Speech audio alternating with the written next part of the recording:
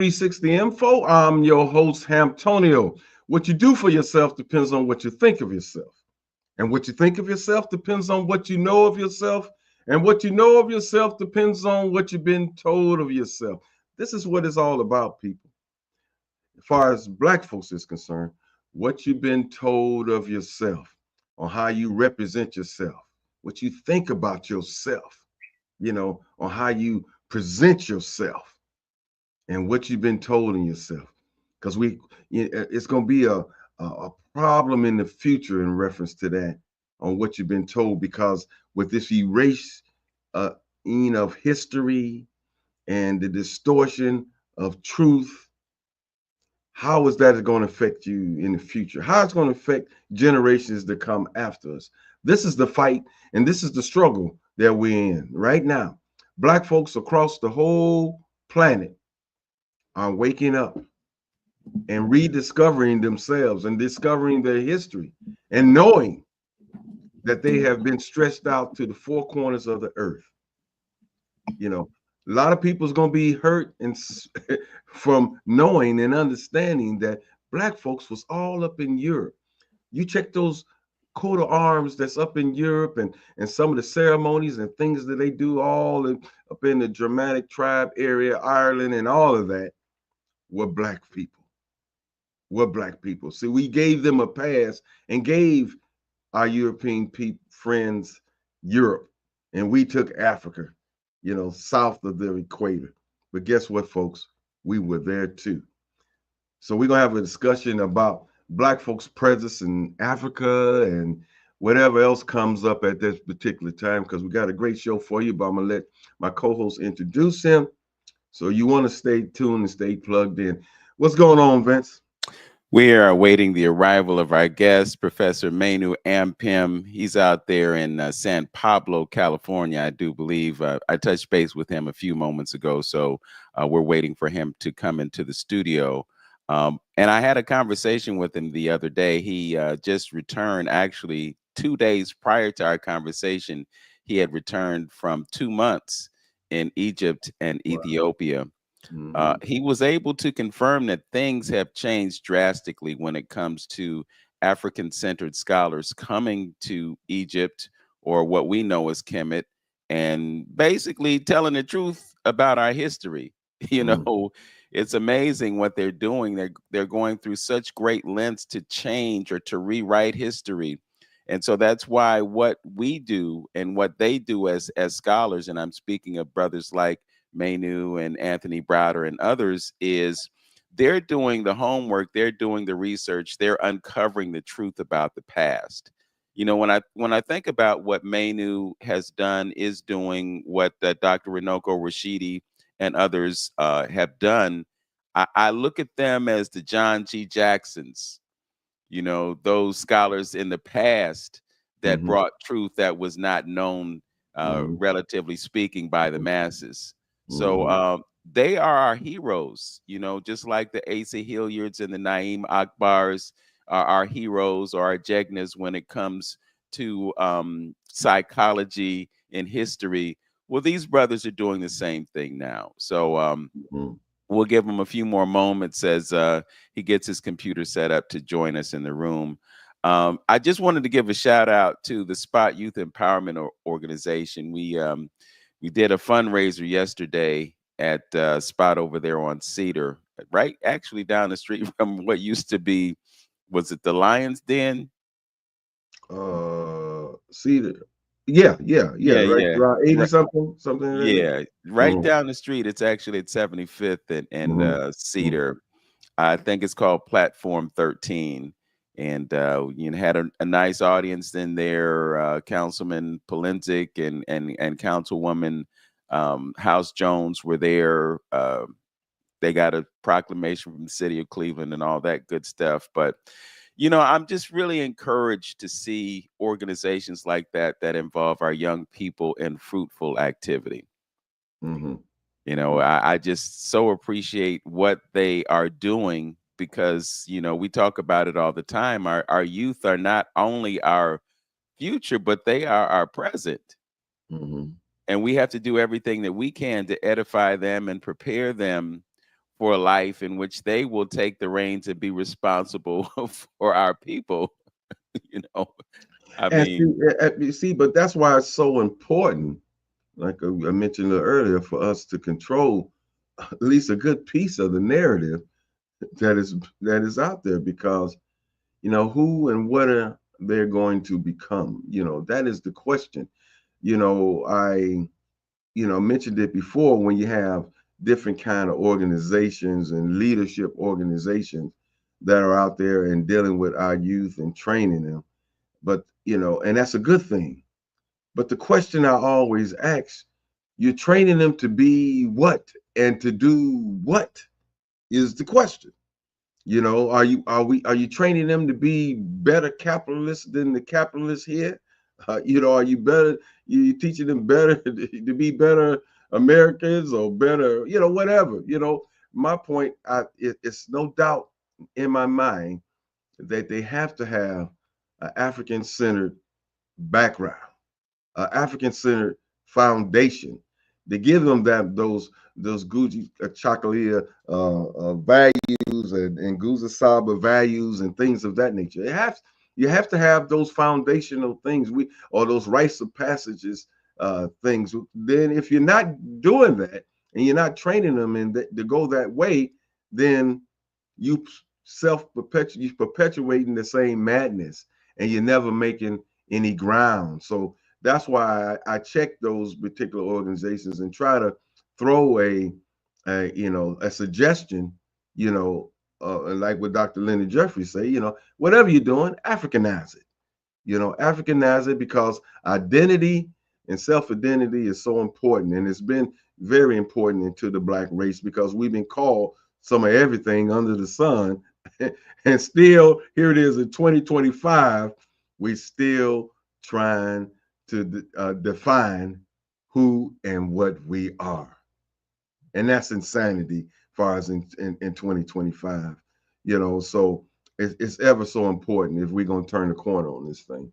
yeah, when you raise the question of identity, I think it's a really critical point of discussion, because if the so-called powers that be can keep us confused about who and what they are, Yes. they have the Mhm. perfect prescription for control of us. Absolutely. It's like, I think about this all the time, about how we're defined as minorities.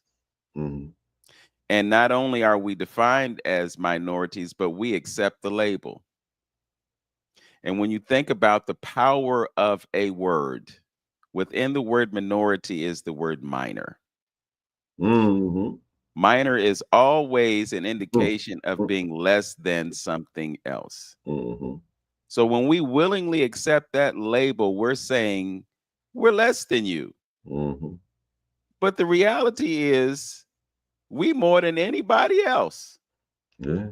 There are more of us than anyone else. And when you look at where the explosion of population is taking place on the planet, guess Mhm. where it's happening? Mhm.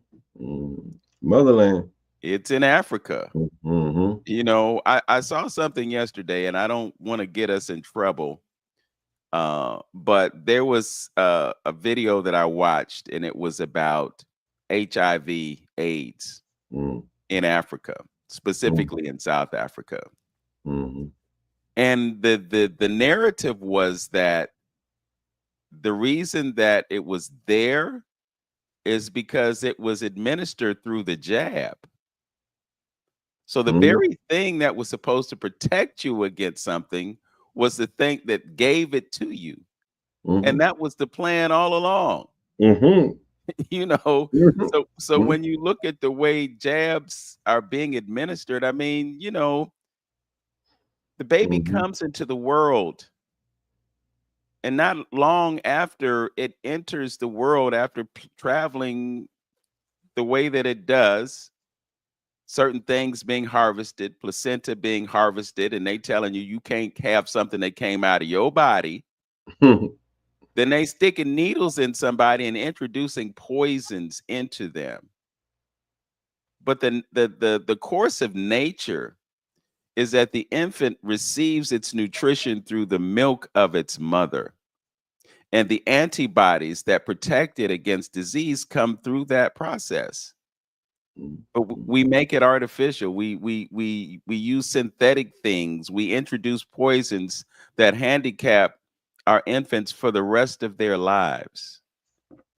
This is how backwards things are in this country. And Mhm. don't get me started on the whole birth certificate sovereignty piece. I, Mhm. I'm telling you, brother Mhm. Antonio, Mhm. social media is a blessing and a curse, Mhm. because the whole point of it is to get you trapped into a cycle of scrolling. Mhm. I'm going to go out on a limb and put my word out there. No, I'm going to hold it back. I need to get this thing trademarked Mhm. because Mhm. I've written a poem that uses a certain term, and Mhm. last week it was DNA be DNA, and Mhm. I talked to a good friend of mine about that, and the next thing is, well, let's put it on a T-shirt, you know. Mhm. Right. Right. Right. But reality, to get back to the point, is that they do things to encourage us to keep viewing our devices. Mhm. So because of the way algorithms work, I'm attracted to information that's giving me the truth about our history, our past, and our reality. Mhm. And this is not stuff that you're going to turn on the TV set and see. It's not going to be on Fox 8 News. It's not going to be on CNN. These things about how there's a bond attached to you and what the footprints on the birth certificate actually mean and what the signature on that is and the whole straw man piece. This is not widespread knowledge. When Mhm. people get access to this knowledge, they're able to change their status in this country. Mhm. We talked last week about FBA and foundational Black Americans and so forth and so on. One thing that I will say about that is that many of them have a much greater knowledge and awareness of our history here and how much claim we have to this land. And I think the fact that that knowledge is not available to us, it keeps us away from understanding what stake we have in this. Mhm. You Well, know, yeah. Well, the whole thing. See, that's that's my disappointment with black folks because you got a track record to go by. You got history to go by because this has been the mo uh, for the powers that be since we can remember is diversion, deception, corruption. This has been the forte, and we should all too well know this and understand this, but yet and still, because of the psychological issue in brainwashing, we are still romanticizing our situations. We shouldn't trust you know the powers that be at all about anything. We should rethink everything because you had the evidence of control of corruption. So almost everything that you believe and was taught to believe, you should be questioning and almost like doing the opposite. It's in the business world, and even biblically it kind of states it. Look at what the masses is doing and do the opposite. Look at what the road that they lead most of the people down, and more likely it is not the way and the proper course to travel. And we should be smart enough with our supposedly free thinking and freedom at this particular time. We should be knowing this by now that we can't trust the system. So their job, as I was having a conversation the other day, of knowing who we are and what we are. We don't know what those chemtrails are doing. you know, folk want to block the sun, reflect the sun back into its atmosphere. We don't know. And something that just came about that I really didn't pay no attention to, but now I'm going to pay some attention to that most of the trees around us, and I'm gonna get to the point. Most of the trees around us are male trees. They're not female trees. So if I'm going back to the laws of principle and dealing with balance and dealing with duality, that has to affect something, because everything that you know is based on that balance like that. You know what I mean? Because the network of trees, roots that connect and everything, and when you grounding, you're getting all that energy. You know what I'm saying? So I'm saying that the system has purposely kept you out of balance and out of rhythm, so you never have the chance to acquire that God consciousness. Because if you did, if his control, he you know had to give up his control over you, because you are connecting to Mother Earth. You talking to the planets. To the plants. You talking to the animals. You having these premonitions, and and nobody can keep you down.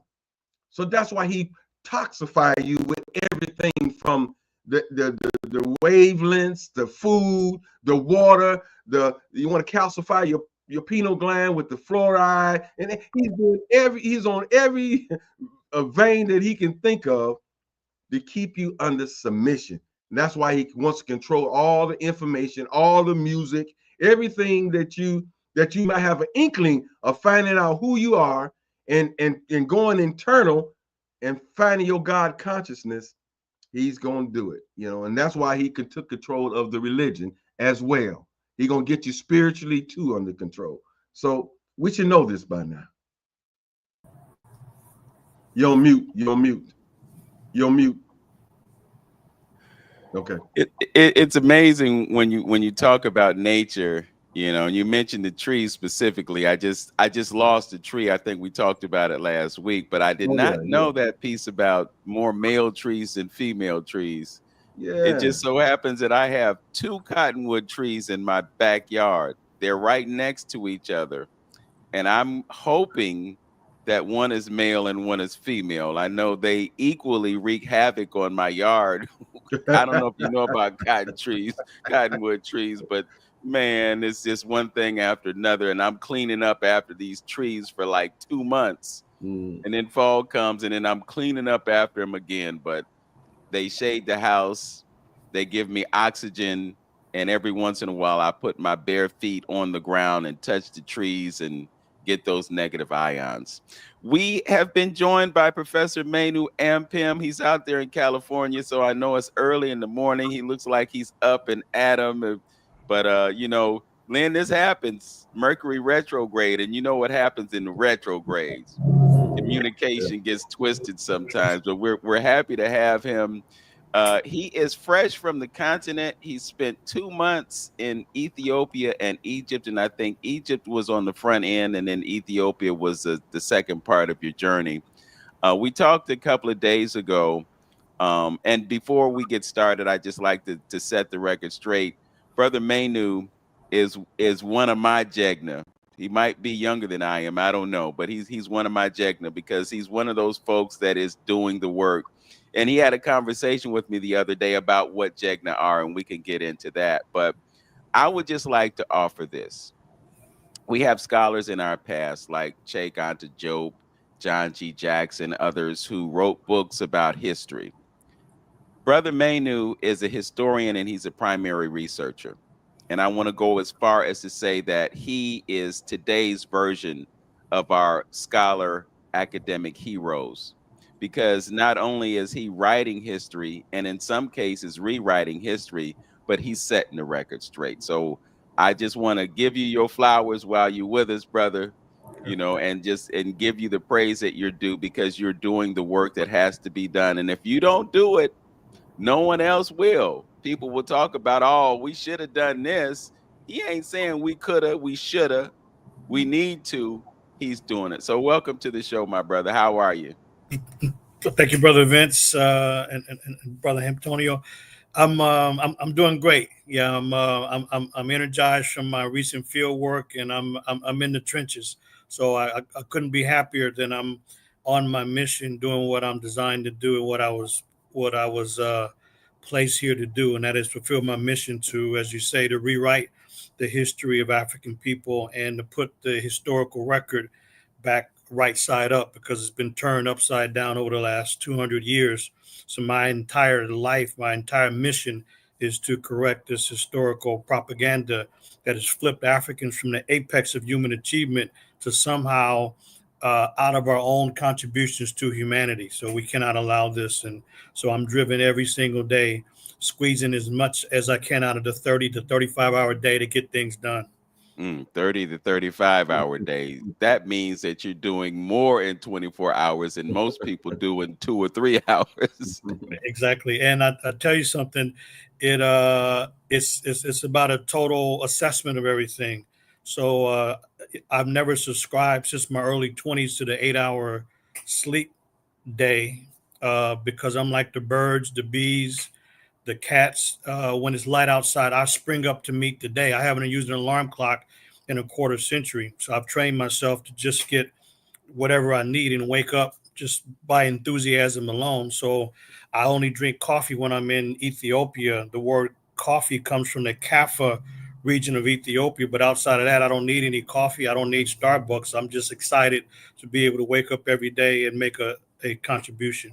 Yeah. Well, you know, when you are in relatively decent shape and you don't have a lot of negative things going on in your body, you don't need 8 hours of sleep. The 8 hours are required to restore the body. But if your body is in good shape, you don't need eight.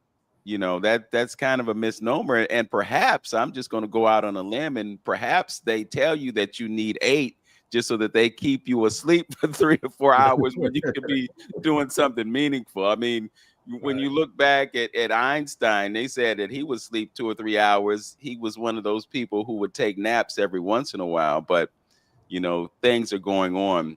I want to talk to you about something that we talked about the other day, and that is the current state of things in Egypt, because I know that we have had scholars like Ashra Kwesi and Renoko Rashidi, yourself, and others who have gone over there and given people a more accurate reflection of the history of Kemet and the things that folks were looking at. And it seems as though there has been a movement away from the truth about that. And the government, I think, is involved somehow in rewriting a history that needs to be written accurately. Can you talk about the current state of things over there right now when it comes to us coming there and telling the truth?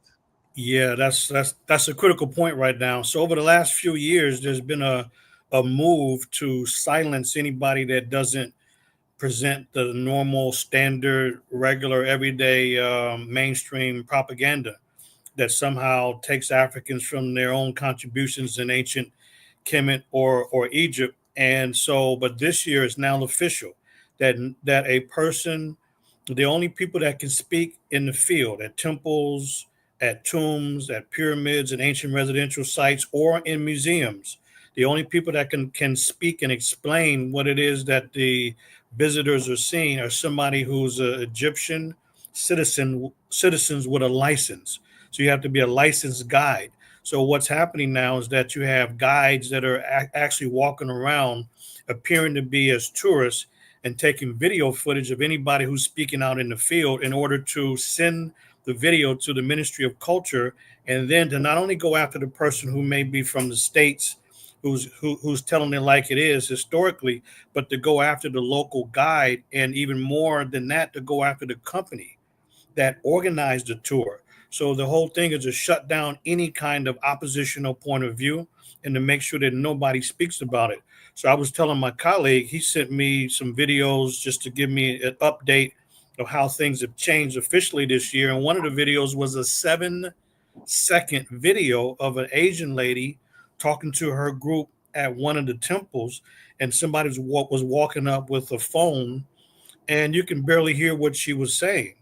And I said, brother, she could have just been telling the people that, hey, look, we finished the guided tour, so we'll give you 20 minutes to take photographs and I'll meet you all on the bus. She could have been saying that. She said, no, but they're interpreting it as she's trying to explain. So therefore, there's a problem. So that's what's happening now. And matter of fact, I knew this was coming because a couple years ago in 2023, in Aswan, where most of the Nubian brothers and sisters are at. My colleague, the Nubian guide, my colleague, told me that it was a battle and challenge for me, who's been doing primary first-hand research for more than 35 years, that the local officials in Egypt wanted to know, well, why did I need to have a room to speak to my group after the day tour? What do I need a room for? So they claimed that because of some other people that they were hearing say, well, he must be the same. He's just going to be causing racial and political problems. And my colleague said, no, no, he's a professor. He teaches. He does firsthand research in Africana studies. He's a historian. No, no, no. He's going to come here and cause political and racial problems. So he told me that this was a problem. I said, bro, let me tell you something. I'm a professional historian. Number one, I can guarantee you. Number two, that slavery is over.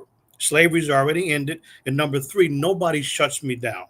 I've done work in dozens of countries, and let them come and challenge what I have to say. I said I'll tell my group the same thing that I would tell any other group, because documentation beats conversation every day of the week. So I said, let me tell you something, brother. I don't care what their concerns are about what they heard somebody else had to say. Tell my opponent to come to my presentations every single night at the hotel. Tell them I don't want them to be late. Don't leave early, and challenge me on the spot if they have something to say. I don't want to hear no more rhetoric that, well, he said this and this, and it's a distortion of what I said. They go tell the regional director, and then they tell the whole ministry, and then the next thing you know, it comes back to me that I said something that they didn't agree with. So I said, tell my opponent that I want them there front and center every single night. Now, they never showed up. Now, they could have had a tape recorder. I have no idea. It doesn't matter. I'm going to say exactly the same thing anyway. But that was a couple years ago, because there was a conference that was canceled, and the conference was supposedly had some political ramifications. I don't know the details. I wasn't invited, but I went with my group like 2 months later, and this was still a concern in the entire country. And then so they've been ramping it up there. This is the official Egyptian government, the Ministry of Culture, the Ministry of Tourism. So now it's very official that nobody can come and say a word. Otherwise, they will shut down the tour company that organized the tour, and they will take the license from whoever is the licensed guide that's officially guiding the group. And that's what's happening now. So that the when people are walking up, they are undercover tour guides that are looking to knock out the competition. That we're going to shut down your business because you're having somebody in here who's not towing the general rhetoric about some Arab Egypt or some white Egypt. So that's what's happening now. So it was a big adjustment for me this year, because I've been doing field work in Kemet since 1990, and doing original work at dozens and dozens and dozens of sites. And so I have insight about things that are beyond what is on the surface. So I had to make adjustments with my colleague, and when no one's around, we just kind of give a signal. And then when I'm explaining, then when he just kind of starts talking, I know that somebody's coming. But all of this kind of nonsense, and we knew it was coming because of the outcry over Netflix movies like Cleopatra. Cleopatra, the original one, this has been 3/4 of a century, has been rhetoric with Elizabeth Taylor and white nonsense. They had no problem with that. But as soon as you get somebody, an actress with some melanin, then all of a sudden it's a major outcry, and even a change.org petition to stop a movie. So we know what we're dealing with now, and now it is widespread and it's official of what's happening now. So that's what we're dealing with. And I would say this is that, so what they do, I'm talking about the Egyptian government, Ministry of Culture, Ministry of Tourism, they lump everybody together. Now, to be honest, and you have an informed audience, but to be frank, Kemet is for the professor, and it's also for the hustler, because there are hustlers who don't have much to say. They do run a lot of rhetoric, and what they do, the people in Egypt, they'll videotape and capture a hustler who's just there to just talk rubbish, and they then make that go viral. I've seen a viral video from was it last year? Yes, it was last year. A viral video of a guy talking, and they use that against everybody. So that's what's happening today as we set the record straight and follow in the tradition of the great Dr. Ben, who's the one that made us go to the Nile and drink from the mighty waters 3/4 of a century ago, when he told us that not only was the Nile Valley important, but we should have the utmost respect for our family members in Nubia. Yeah. And, interestingly enough, too, the tour guides aren't historians. The tour guides have a script. So they just read the same script everywhere they go, but they don't have the benefit of the knowledge that you have based on your research and the research that came before you. So, it's really all about controlling the narrative. And what's interesting, too, is that it kind of mirrors what's happening here in America. This whole idea of telling the story in a way that glorifies the oppressor. It's the exact same thing. We want to talk about Orange Man and the Heritage Foundation, but racism is a global phenomenon. So, in order for us to really know who we are, we have to know the past. And that's why they don't want us to know, because if we did, to pick up on something that Brother Hamptonio said earlier, it's about keeping us away from our consciousness, keeping us away from our awareness about how great we are. What those folk in Kemet, you mentioned the Ethiopians and coffee, about the contributions that we've made to the history of this planet. And they keep us in the dark about what we've done to move things forward. And the truth of the matter is, without the things that we have done, the world would not be what it is today.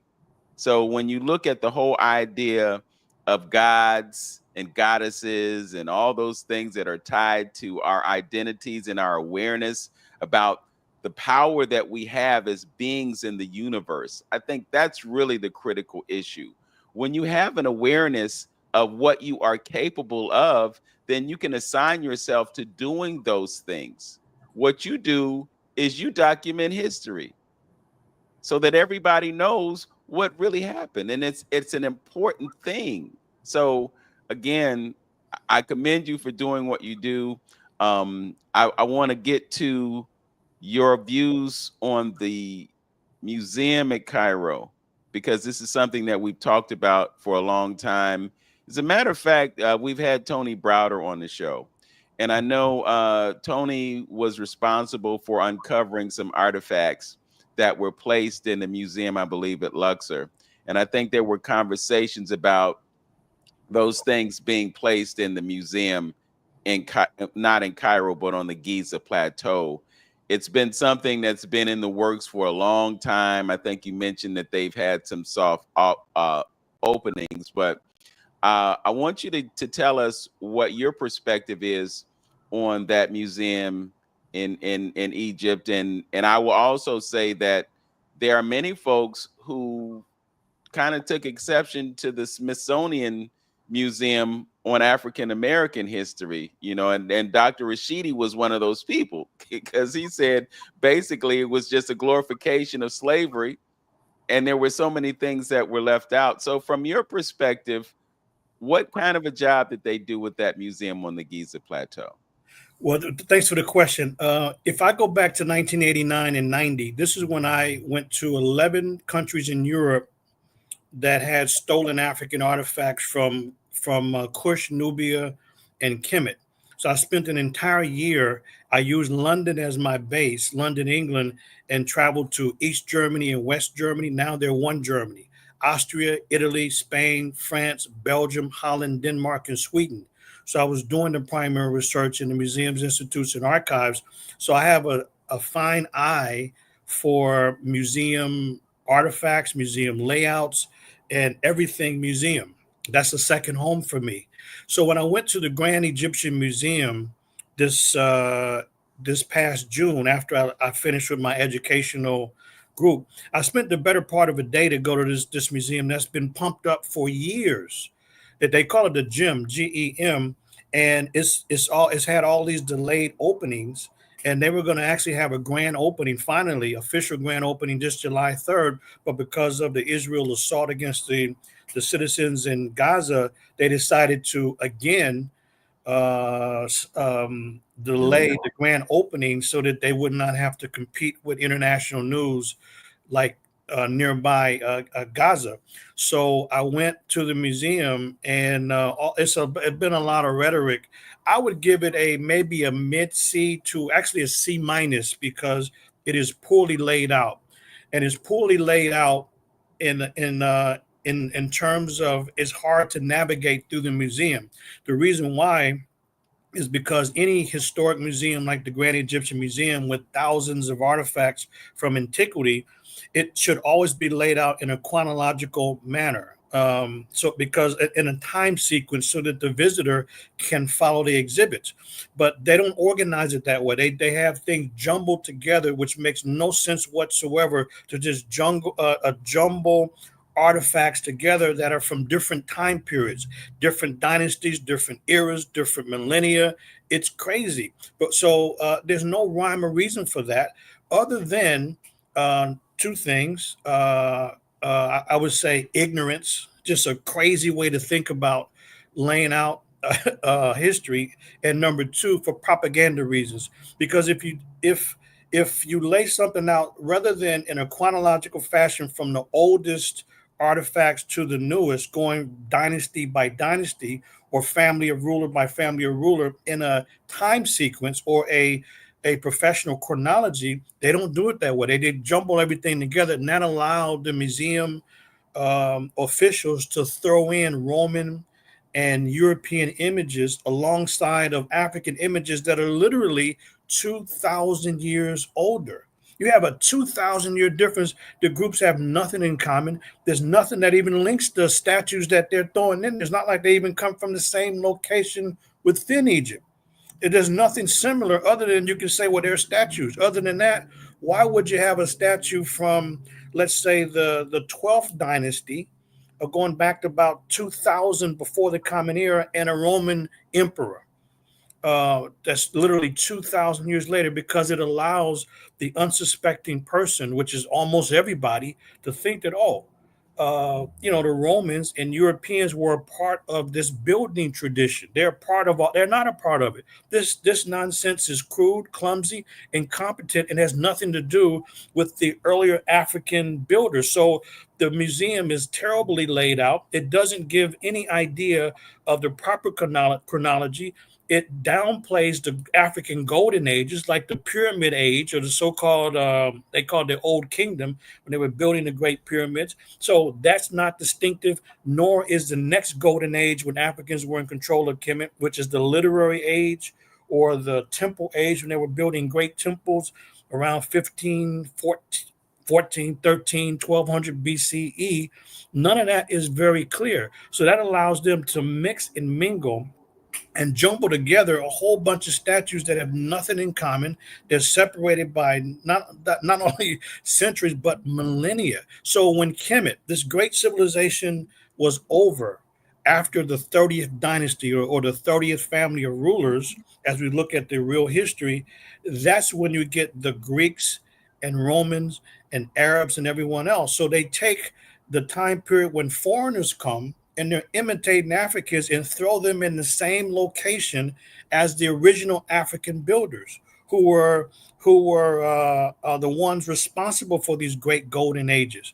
And so if you remove the time period and just throw everything together, then distortion and misrepresentation and fraud is a lot easier. And that's what the whole museum is based on. It's a fraudulent presentation of Kemet. And not only that, not only are they engaged in racial fraud, to throw in outrageous Roman images that are crude, clumsy, incompetent. And I'll challenge anybody to say that some of that nonsense have any kind of beauty, because it does not. It is very crude. It's ugly, and but people are just walking around taking photographs next to a crazy Roman image that shouldn't even be there, and then walk a few feet, and then you are next to the builders who are responsible from Kemet thousands of years earlier. And not only that, to show you the way of faulty thinking in general, even beyond the racial agenda, that's pretty obvious at the Grand Egyptian Museum is that if you're organizing a museum, you want to make it so that it's friendly and it's user friendly for the visitors, so that they can follow your exhibit and not be confused by what you're presenting. It's confusing. So rather than organize the galleries in a one, two, three fashion, Dynasty One, Dynasty Two, Dynasty Three, all the way to 30, which is how a reasonable person would think, no, they have it 1, 4, 7. So if you just go straight through the museum, you're going to go 1, 4, 7, and 10, because who knows that they want you to go to zigzag, to go from 1 to 2 to 3. That's crazy. It doesn't make any sense. I don't really think all of that is deliberate deception so people wouldn't know the history of Kemet. Some of it is just dumb thinking. I don't give them credit as being logical. This is ignorant. It's foolish, because they could have a gallery that's straightforward, 1, 2, 3, 4, all the way to 10, and still misrepresent the artifacts and who were the builders, as they've done anyway. So they've got misrepresentation with fake and phony, crazy images from Greek and Roman culture, which came about long after Kemet was already over, and they have a zigzag pattern. So I literally watched the people.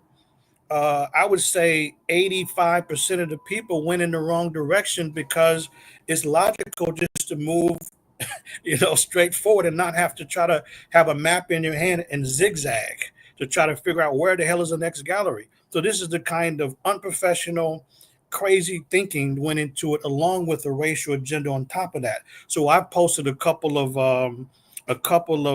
clips that I made while I was there, just for people to see that this is nothing but deliberate racial propaganda in those clips that I showed. But if you go there, you will be confused, because who in the world would ever think to spend tens of millions of dollars for a zigzag pattern to go through the exhibits? And I watched people skip some of the greatest eras in the history of the world, when Africans were building and they were at the apex of human achievement, and to go straight to the Greek and Roman era at the very end, and linger and spend time there and look at labels, take photos. I said, wow.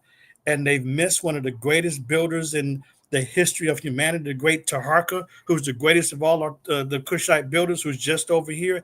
Yes, that's how they had it organized. So anyway, in short, I would give them maybe a C- for this huge museum that is poorly laid out, and it's a paper thin racial agenda that didn't get past me, because it was pretty obvious what they were doing, to have a Roman statue next to Ramses the Great, or next to Amenemhet III from the 12th dynasty, thousands of years earlier. So shame on the Grand Egyptian Museum and anybody associated with the layout. Shame Well, on them. it's interesting as I hear you describe the layout and the challenges of it. You really have to go and spend days in a museum like that in order for it to really be meaningful to you. You can't visit that museum in one day, because it's just so much to take in and so much to understand. So I'm just kind of thinking, maybe they weren't necessarily deliberate. Perhaps they were uninformed. And the reason that I say this, I was at an event at the Rock and Roll Hall of Fame here in Cleveland. I don't know if you've ever seen that building, No. but aesthetically, it's an amazing looking building. And it's also a museum about music. And they have a stage in that structure. And the acoustics in that building are not for music.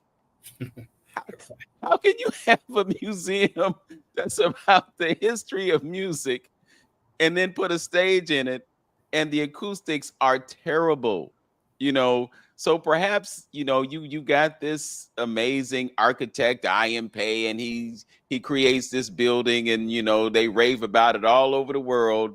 But if you come in there to listen to some music, I assure you, you're going to be graphically disappointed. So I don't know. And then the other thing that I'm thinking about is that you've got these tour guides walking through this magnificent structure in the midst of all the chaos that you just described. What are you going to take away from spending 2 or 3 hours in that museum in a day? You know.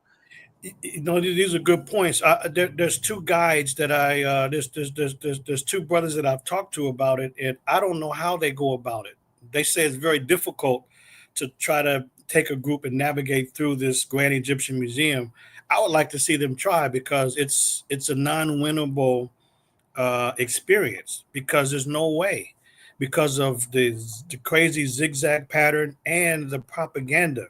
So the way in which they lay everything out about the foundation for Kemet, it's like, what? So yes, now you all see what they've had in the basement, which I've already knew about. Some images that look odd, they look wild, and they're presenting them as the people who are the ancestors of the people in ancient Kemet. And so it's really very shameful. And I looked at the whole thing, but you're right. This is why when I actually have the time, I will go to the museum, and it will always take me days, because it's one or two statues that would take 3 to 4 hours for me to make sure I have a full assessment, and that I get the right angle for the photographs and video footage, so that I could, as much as possible, replicate and duplicate for the audience exactly what I'm seeing. Because sometimes, and many times, most times, there's an agenda that most people are not aware of. So, for example, the average person always says, and it's always a good question, but they always ask, why are all the noses knocked off? This is a common question. I say, yeah, well, you can notice that. I said, but guess what? There are far more noses that are reshaped and recarved than those that are knocked off. You're looking at the most obvious um, modern damage. It's not ancient damage, it's modern damage after discovery. So we're talking the 1800s, 1900s.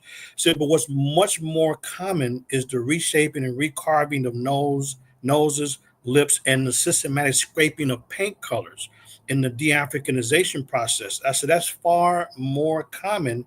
It's just that hardly anybody looks for that. And even if you look for it, you have to have an eye to know the original from the one that has been completely de-Africanized. And unless you're willing to spend the time, artifact by artifact, there's no way to know. Sometimes you have to look, you have to kind of look underneath, because the conspirators, they'll use some kind of sanding paper or something like that to sand the bridge of the nose, or give it a straighter, more aquiline nose. And you cannot notice that unless you're looking at it from every angle. So this is why I love the British Museum, because there they have lights above, and the lights shine on the artifacts, and you can see the smooth shine all over the face. But then you get to the bridge of the nose. Why is that rough? Why is that not also smooth and shiny? Because of the systematic scraping down of the width of the nose by modern conspirators after discovery. So when people say, well, no one would ever do that, what are you talking about? I have before and after photographs that are shocking. That when artifacts are found in a pristine state and you look at them today, and the question is, what happened? This wasn't done in antiquity. In fact, I have one piece of evidence where I had to shut down a couple Egyptologists who said, oh, no, these are professionals. They would never destroy an artifact. Who do you think you're talking to? Take a look at this. So I showed a before and after photograph that was pretty definitive, that all the paint was stripped after discovery in 1904. Before that, the paints were pristine for husband and wife. So the Egyptologist said, well, maybe the sun somehow faded the color. So what are you talking about? This was inside the structure. There was no sun in there. And besides, look at the haphazard pattern of erosion. There's nothing to do with the sun or any other kind of natural element. So he's coming up with all kind of, well, maybe it was wind erosion. It was inside. What are you talking about? So he's coming up with wild excuses until I said, you know what? Take a look at this. This is the original. This is the original photographs taken by the archaeologists themselves, and it's part of the archivist records.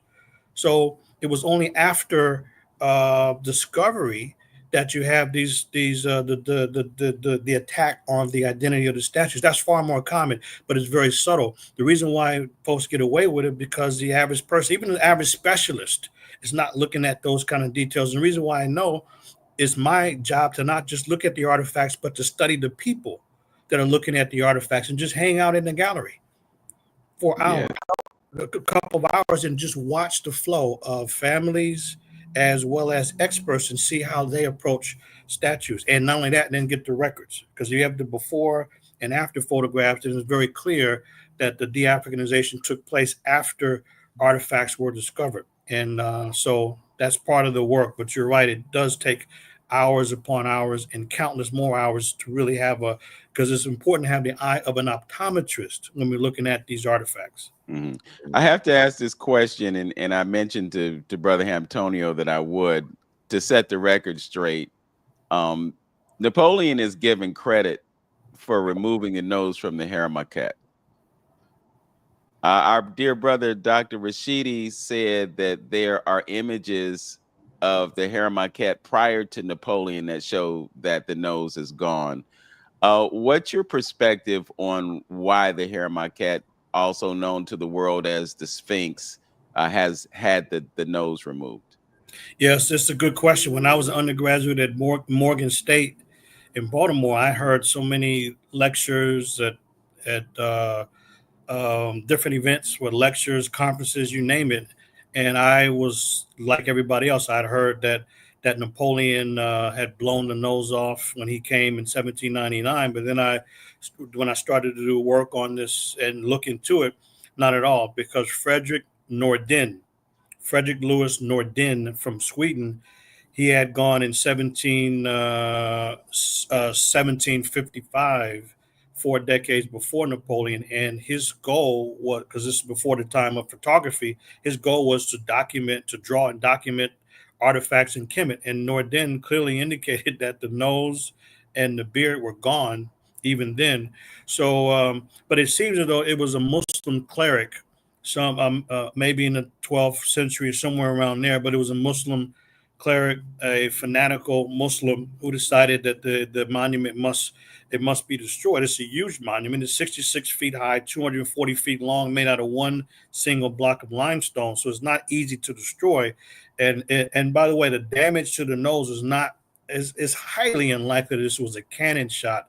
That would have been a heck of a cannon shot. What happens is that every 20 years or so, if you don't clear the sand out around Haruan Market, the sand builds up. You have photographs and photographs and drawings where sand is built up and people on the body, the shoulders, around the head area. So it's almost certain that it would have been some fanatical person or fanatical group of people that decide to destroy the image of Haruan Market. And luckily, the parts of the beard still survive. You have them part of it is in the British Museum. The other part is in the Cairo Museum in Egypt. And also when we're there, and even in my presentations, I point out to people that there's original brown Africoid paint near the ear on both sides of the monument.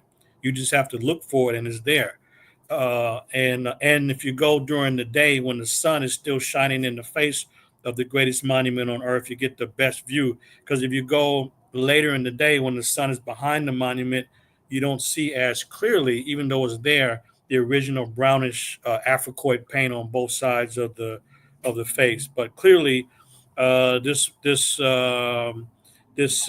nose and beard were gone for sometime long before Napoleon. So if anybody goes to those old videotapes from the 1980s, you'll hear some of the great scholars mention Napoleon, but it wasn't Napoleon. It was probably a Muslim madman. And these Muslim madmen, they still are around. There's nothing wrong with Islam per se, but the bottom line is that these madmen, even during the Arab Spring in 2011, 2012, their goal was to destroy any monument that they said was built by the so-called infidels, anybody that was not a Muslim, who wasn't in allegiance to Muhammad. Those monuments must be destroyed. So during the Arab Spring, you had military security around monuments like the Great Pyramids, because local Muslim clerics in Egypt told their followers to destroy any monuments that are made by these infidels. Okay. You are listening to 360 Info Network right here on AM 1490 WERE. Our guest is Professor Manu Ampim. He is a historian and primary researcher at Contra Costa College in San Pablo, California. just returned from 2 months in Egypt and Ethiopia. In our second hour, we're going to talk to him about what he uncovered in both of those trips. There was quite a bit that you took away from your travels in Ethiopia, and we definitely want to hear about that. Also, aside from the issues with the museum, we'd like to find out from you. You were there for research and documentation, so I'm sure that there were some takeaways. Brother Hamtonio, before we make our journey over to YouTube and Facebook exclusively, anything you want to bring the audience in about? No, that really. I'll hold my questions until the other half. I won't. He won't be able to expound on it. But again, what you're saying here is just the importance of history. That's why history is so important. For us to know this, because they prey on our ignorance, and they can just give us anything, and you wouldn't be the wiser at all. So, and when we go into the next hour, this assault on blackness all over the globe, why? We have to really start zeroing in why this cover up is so vast as it is across the whole globe, and so you have to be some great people. It's almost like Tyler Perry said, if they ain't hating on you, that means you ain't doing nothing. So they're hating on black folks to cover up something. So we need to know why. Yes. All right. Also like to take this opportunity to just make a small request. Some of you are listening to us on the radio. Some of you are watching us on YouTube and Facebook. We'd like to encourage you to visit our YouTube platforms and subscribe to our channels. It's real easy. There's a little red button in the bottom right corner of the video, and all you have to do is click on it. Or you can just look at that button that says subscribe and click on that. And then you can do us a great deal of good. So we put a lot of hard work into creating this content for you, and we want you to get the maximum benefit of the work that we're doing. So small thing, you can go to the Journey with Hamtonio on YouTube, look up his channel, hit his subscribe button. You can also do the same thing, Vince Robinson on Facebook and Vince Robinson on YouTube, and it will go a long way towards helping us with these respective platforms. Also, I just want to give a shout out to our engineer, Tone Harley. Tone has been doing this with us for, wow, it seems like it's been about 3 or 4 years, and it's really been a joy to work with him. And he does what he can to get us on the air. And so we've taken things to the next level, and now we're able to do radio and internet at the same time. So again, thanks, Tone, for what you do for us. Also, just want to give a shout out to the audience. Some of you chime in on our various chat platforms, and we appreciate your engagement. So with that said, as always, know yourself, love yourself, be yourself, make today your absolute best day. Peace, y'all. Peace. All right, it is 12 o'clock noon straight up, and we are having a great conversation with Professor Manu Ampim, coming to us all the way from sunny California. We've been in the midst of a very hot summer, but I know that it didn't compare at all to where you were over there in the desert, the Sahara, which really means desert. So it's like the desert, right? Brother Hamtonio, were there some things that you wanted to chat with Brother Manu about? And recapping a few of the things that you talked about in reference to the museum, like everything else is about money, and some people, talks about this cover up, this great cover up that we're talking about, that is going on in Egypt, is dealing with dollars and cents. Would they get the same type of play that they're getting, as far as tourism is concerned, if it was openly known about all these characters and these great characters, this golden age that you talk about, Brother Pim, with black people? Would that money flow stop if the truth came out about dollars and cents? Second thing, it can be easily proved. I think I mentioned it last week about, were the Egyptians black, and things like that. Um, Dealing with the sacredness of it. If you know anything about African and African culture, they don't do anything without a reason and a purpose. And they're gonna plaster their names, their culture, and everything into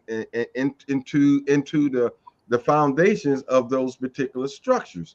So my point is, in dealing with that, that's sacred to them. Those are sacred places, and most indigenous people that I know of, they take care of sacred places.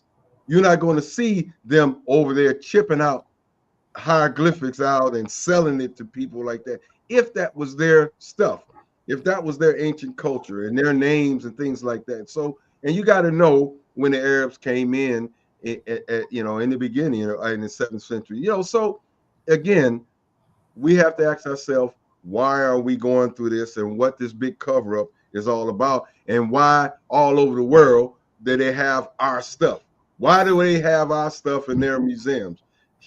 That's what we need to ask the question in reference to. And I think with all this glorification of Greeks and Romans is giving them some red meat that they can chew on to prove their existence and being a part of something. That's what it is, and we got to constantly feed that.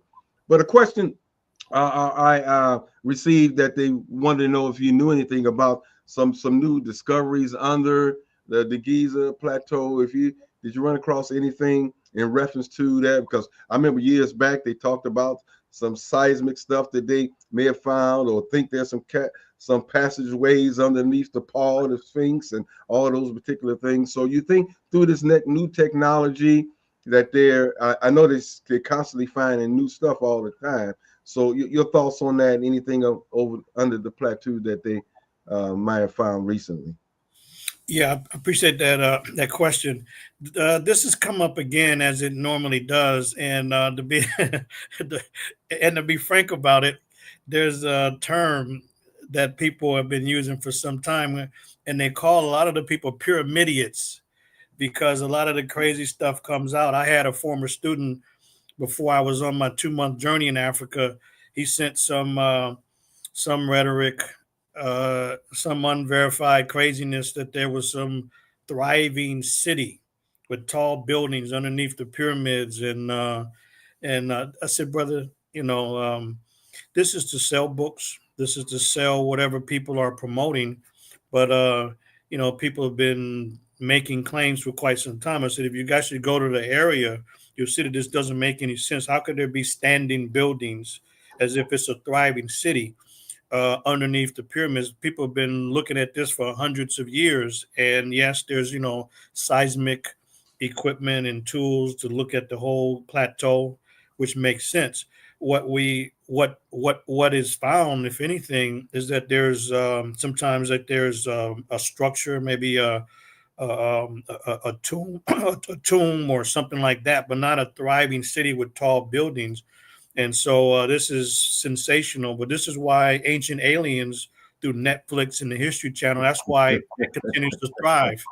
And what surprises me is that Eric von Däniken, here's a man who wrote in the 1960s, he wrote Chariot of the Gods to say that these pyramids in Egypt and Africa, they were built not by Africans, and they couldn't claim they were built by Europeans or any other kind of travelers who somehow could come to Africa and build monuments in Africa that they couldn't build at home. Since none of that could be presented and they were denying Africans, von Däniken and others went all the way to Mars and claimed that there were Martians who built similar pyramid structures on Mars, and then they descended from that planet and then came down to build for African these great monuments. Then they ascended back up, and so they've run with this. They've run with it. They've got the face on Mars. There's a whole book on that.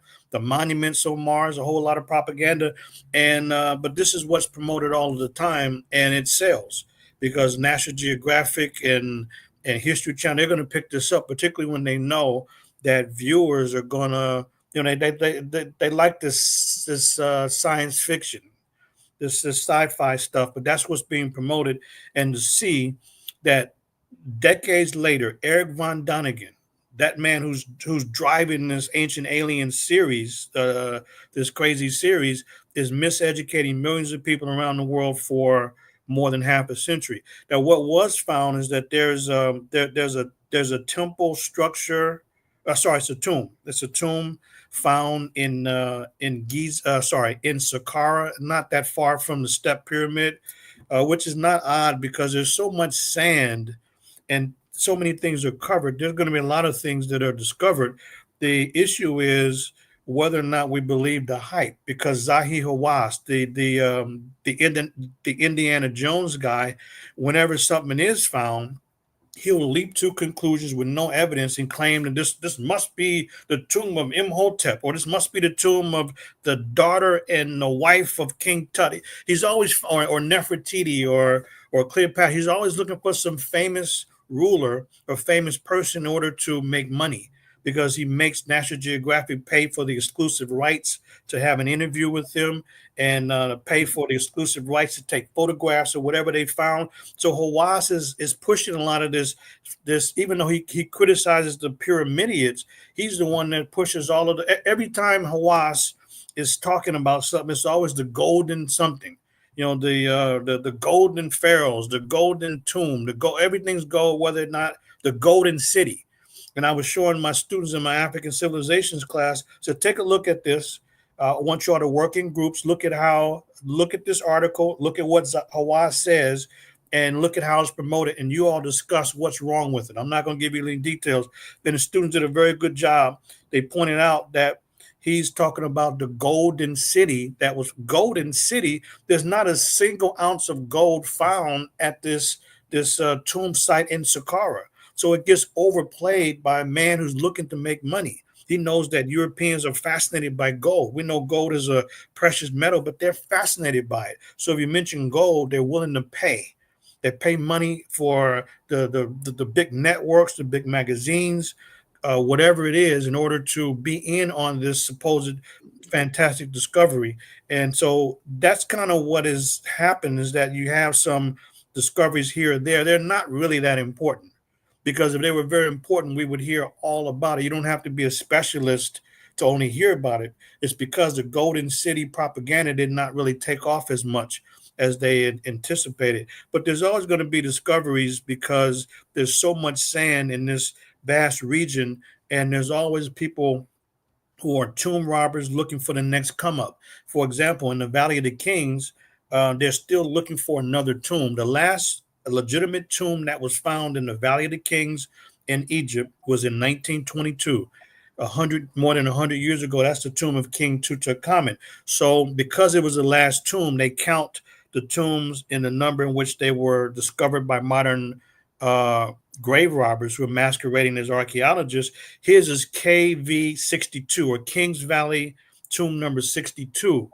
And that's the last one found. But if somebody goes online, they'll see KV 63, KV 64, KV 65. These are not tombs. Like there's one that was found by the University of Memphis recently, a couple years ago, and it was not a tomb. It's just a storage facility where workers at the time were using this area to store tools and other things. And Memphis never said this was a tomb. They never connected it to anybody important, but Hawass got involved at the time. He made the announcement to the press. He told the people at the University of Memphis to be quiet, don't say anything. I'm taking over this excavation. I'm the only one that's going to speak to the media. If you say anything, then I will revoke your license or your permit to excavate. Then he goes off talking about, this must be the tomb of the family of King Tut. What? First of all, there's no evidence connecting this chamber to King Tut, number one. Secondly, it's not a tomb whatsoever. He's just making this up. And this is what happens. It's all about promotion. And as we speak, the Indiana Jones guy, literally right now, he just finished actually a few days ago, he had a 3-month tour from May to August, traveling to dozens of cities throughout the U.S. and Canada. And again, he uses the word gold. He called it the Golden Lecture series, Golden Lecture Tour. And no, it was the Golden Propaganda Tour, because the man was charging $99 to hear some old rhetoric where he's making himself seem as though he's the only one excavating all by himself, which is impossible, and definitely impossible at his old age. So he's promoted all of this stuff to bring everything back to himself. He wants to make as much money as possible, and if the 99 is not good enough for you, you want some up close seats. 199 for priority seating. And if you want to get the book signed and all that, can you imagine $795 for a propaganda lecture by a man who's just going to promote himself? I saw him when he was in San Francisco, disgusting and outrageous. But this is Hawass more than anybody else promoting this. He's the best of the best when it comes to promoting a regular discovery and to make it seem like it's the most important thing in the 21st century, because everyone saw that this made the career of Howard Carter, the great tomb robber from Britain that discovered King Tutankhamun's tomb, and that made his career. So this is what people are looking to do, is to make their career, and people can do that if they can find one tomb in the Valley of the Kings. Now, if they can find a tomb near the Step Pyramid, the first true superstructure, that too will go a long way. So, and nobody's allowed to give a press conference unless Hawass takes it over and he makes the announcement. And that's when he adds on a whole lot of stuff that has nothing to do with a scientific approach to archaeological research. It has to do with him promoting himself, getting people riled up to find some discovery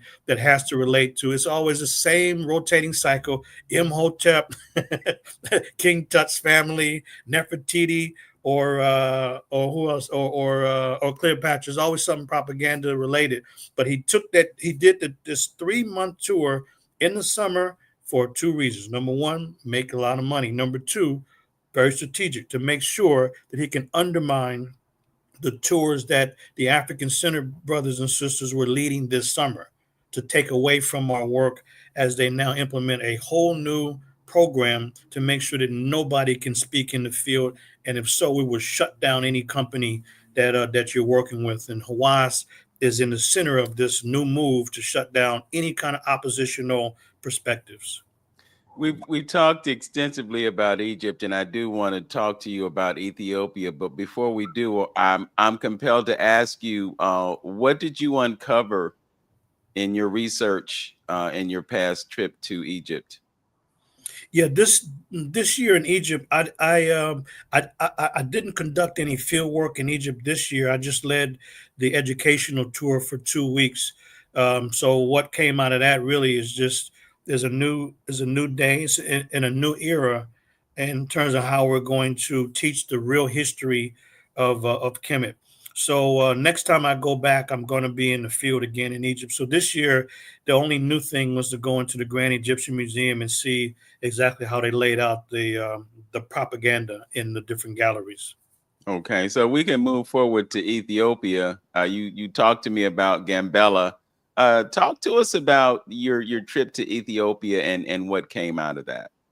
I appreciate it. Ethiopia is a special place. Ethiopia is not an African word. It's a Greek word, because the Greeks were fascinated by color. So when people say, well, in antiquity, people weren't really driven by race, of course they were. The Romans were driven by race. The Greeks were driven by race, because Ethiop, it means a man with sunburnt skin, or someone kissed by the sun. So they were fascinated by skin color. So, but the old name for that entire region, not just Ethiopia that we know of, but the entire region, was at one point named Kush. So after I left Kemet with the educational tour, I took a 16-day educational tour group to Ethiopia in the north and the south. That's why we added the extra days for a total of 16. And then after the group left this July, I had a film crew, a 4-man film crew from the U.S. that joined me, along with an Ethiopian crew that I hired. So I had a 9-man team, and we went to the southwest area of Ethiopia, as you mentioned, the Gambela area. And I call it the other Ethiopia, because Gambela is in the south. It's not linked to the north. So those of us in the U.S., we're familiar with Ethiopian people and Ethiopian restaurants in different areas of the country. But those folks in the north, They have no relationship to those in the southern part of Ethiopia. The people in the south, they link to Sudan, South Sudan, Kenya, and Uganda. Many of them speak a Cushitic language from Old Kush. Their family lineage, their ethnic lineage, their cultural life ways and practices have nothing to do with the North. So a lot of the people that come from Amhara region, or they might be from Tigray, those are the people that have what I consider the typical Ethiopian appearance. Those in the South, totally different, completely different. They are black in color. Usually, some are smaller, but they're very dark, very black in color. Some are tall and thin. But the bottom line is they all relate to and have connections to the South. So what my mission was after the Ethiopian tour was to have the film crew document me documenting the history of the Kushite groups in Gambela. And so this is part of a documentary series for the first time for anybody to be in the field and document the origins and the history of Kush. To look at Kush, because even though we know that's the old name, the Great Kushites, there's very little known. So that, like for example, in South Sudan, you have Kush Airlines. They also have Kush Bank, but nobody knows the origin or meaning of the name Kush. So in South Sudan, the way they describe Kush is like this, because no one knows the origin of it. They'll say that if a woman was pregnant for, let's say, 2.5 months and didn't know she was pregnant, and then she finds out, oh, I'm pregnant after 2.5 months or something like that, they will say that that's an incidence of Kush because she didn't know. So they use Kush as a metaphor not to know something. Mm. And when you ask one, well, what's the origin of the name? Nobody knows.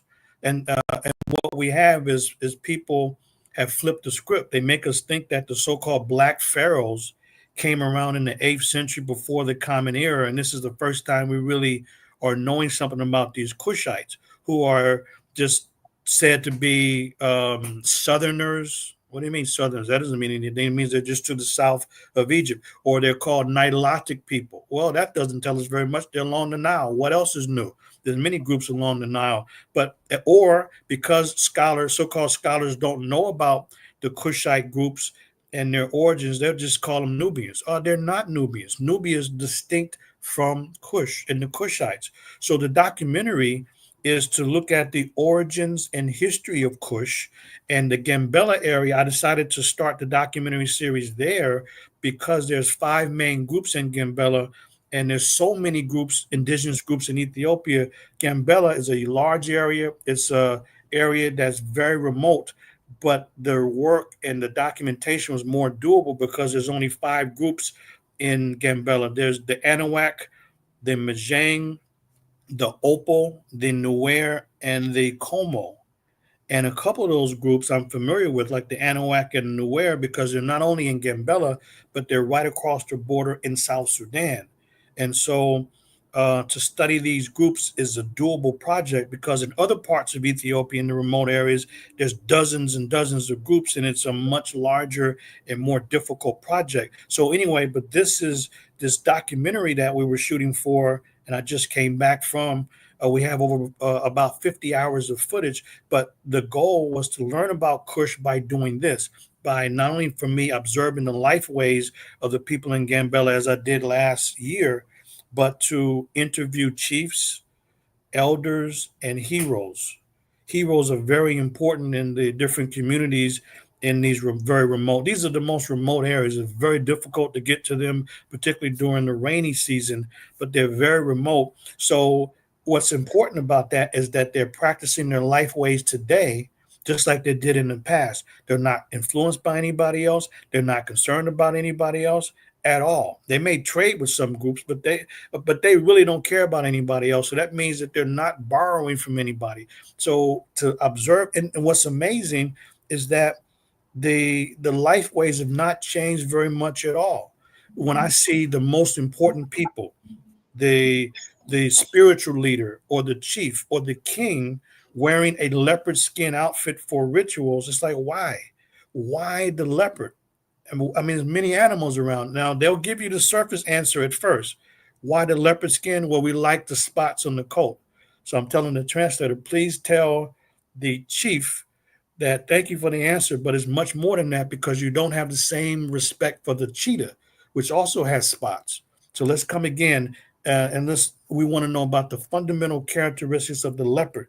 And they go into such detail that is stunning. It's almost unbelievable that they can know that many details about the leopard. And it's almost as if they have the animal. It's not the case exactly, but it's almost as if they have the animal in a enclosed zoo environment for scientific study. How do they know those things? It's like the level of insight is amazing, it's stunning.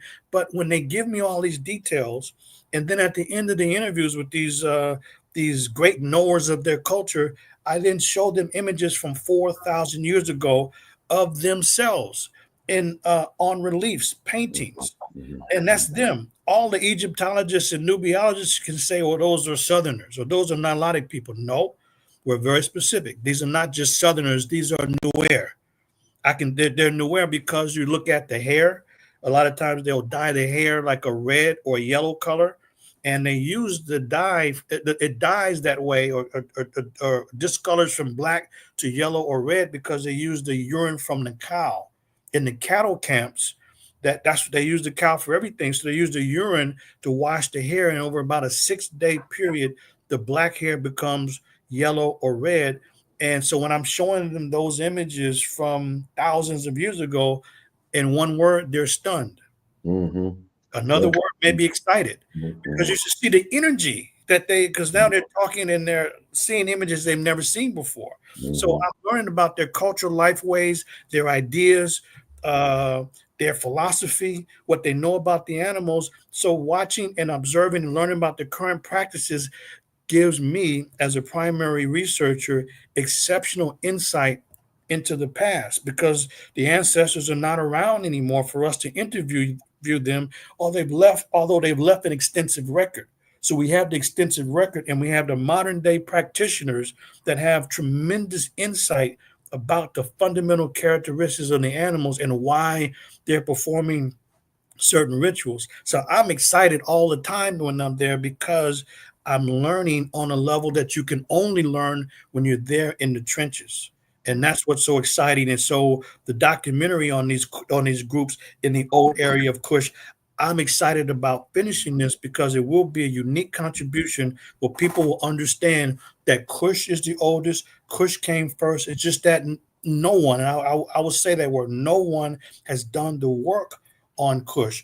People have listened to the madman himself, the archaeologist from the past that almost everybody goes by, and that's George Reisner from Boston University.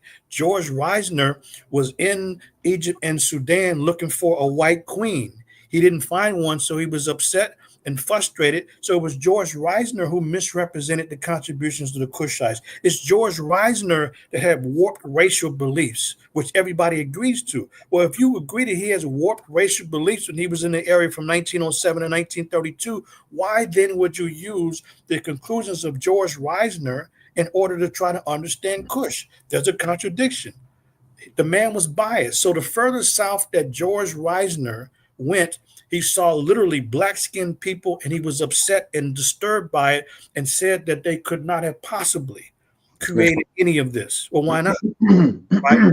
So this is the man's position. So it's to challenge the whole academic community to abandon the nonsense of Reisner, but not just by talk, but by demonstrating, by doing the field work, and then having a documentary about my work in the field to learn about Kush from an inside perspective. And that's what I was there to do, to put this in right order, this evidence, this history about Kush as the oldest of the classical African civilizations in the tradition of Chancellor Williams, who said in his book, Destruction of Black Civilization, he has a map. His map, he calls it the Ethiopian Empire, but he's talking about Kush. He's just using a more recent Greek name, but he has a map, Chancellor Williams, of the Ethiopian Empire. He has Nubia in the south and Kemet in the northern part of that empire. So that's the order. He's right. Kush came first, and then Nubia, and then Kemet.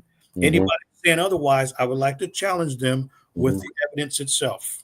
So, one thing, Vincent, staying on that particular subject before we switch or something, it might be a blessing of what they're doing in Egypt. It's almost like a blessing of I was saying about 47 over here, the red man not allowing Africans to come to America or sending them back, those scholars that's in this country. So now they're forced to develop their own country and take that knowledge there. So I'm saying to that, by them pushing black folks out of Egypt per se, the scholars and the tourists, and we all know that in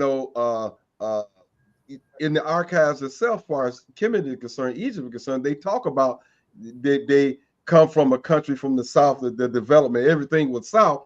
So that might push most of our researchers now to go to those particular areas in the south and do their tours and their researches there, because that's where a lot of Egypt got their stuff from. So it may be a blessing in disguise for us to do more research down there in Sudan, Ethiopia, and all that, to verify what we already know about who the Egyptians was. So it might turn around and be a lightweight blessing that we, maybe more freely we're able to move around in those particular areas and learn more about that to verify some of the stuff that's been lost.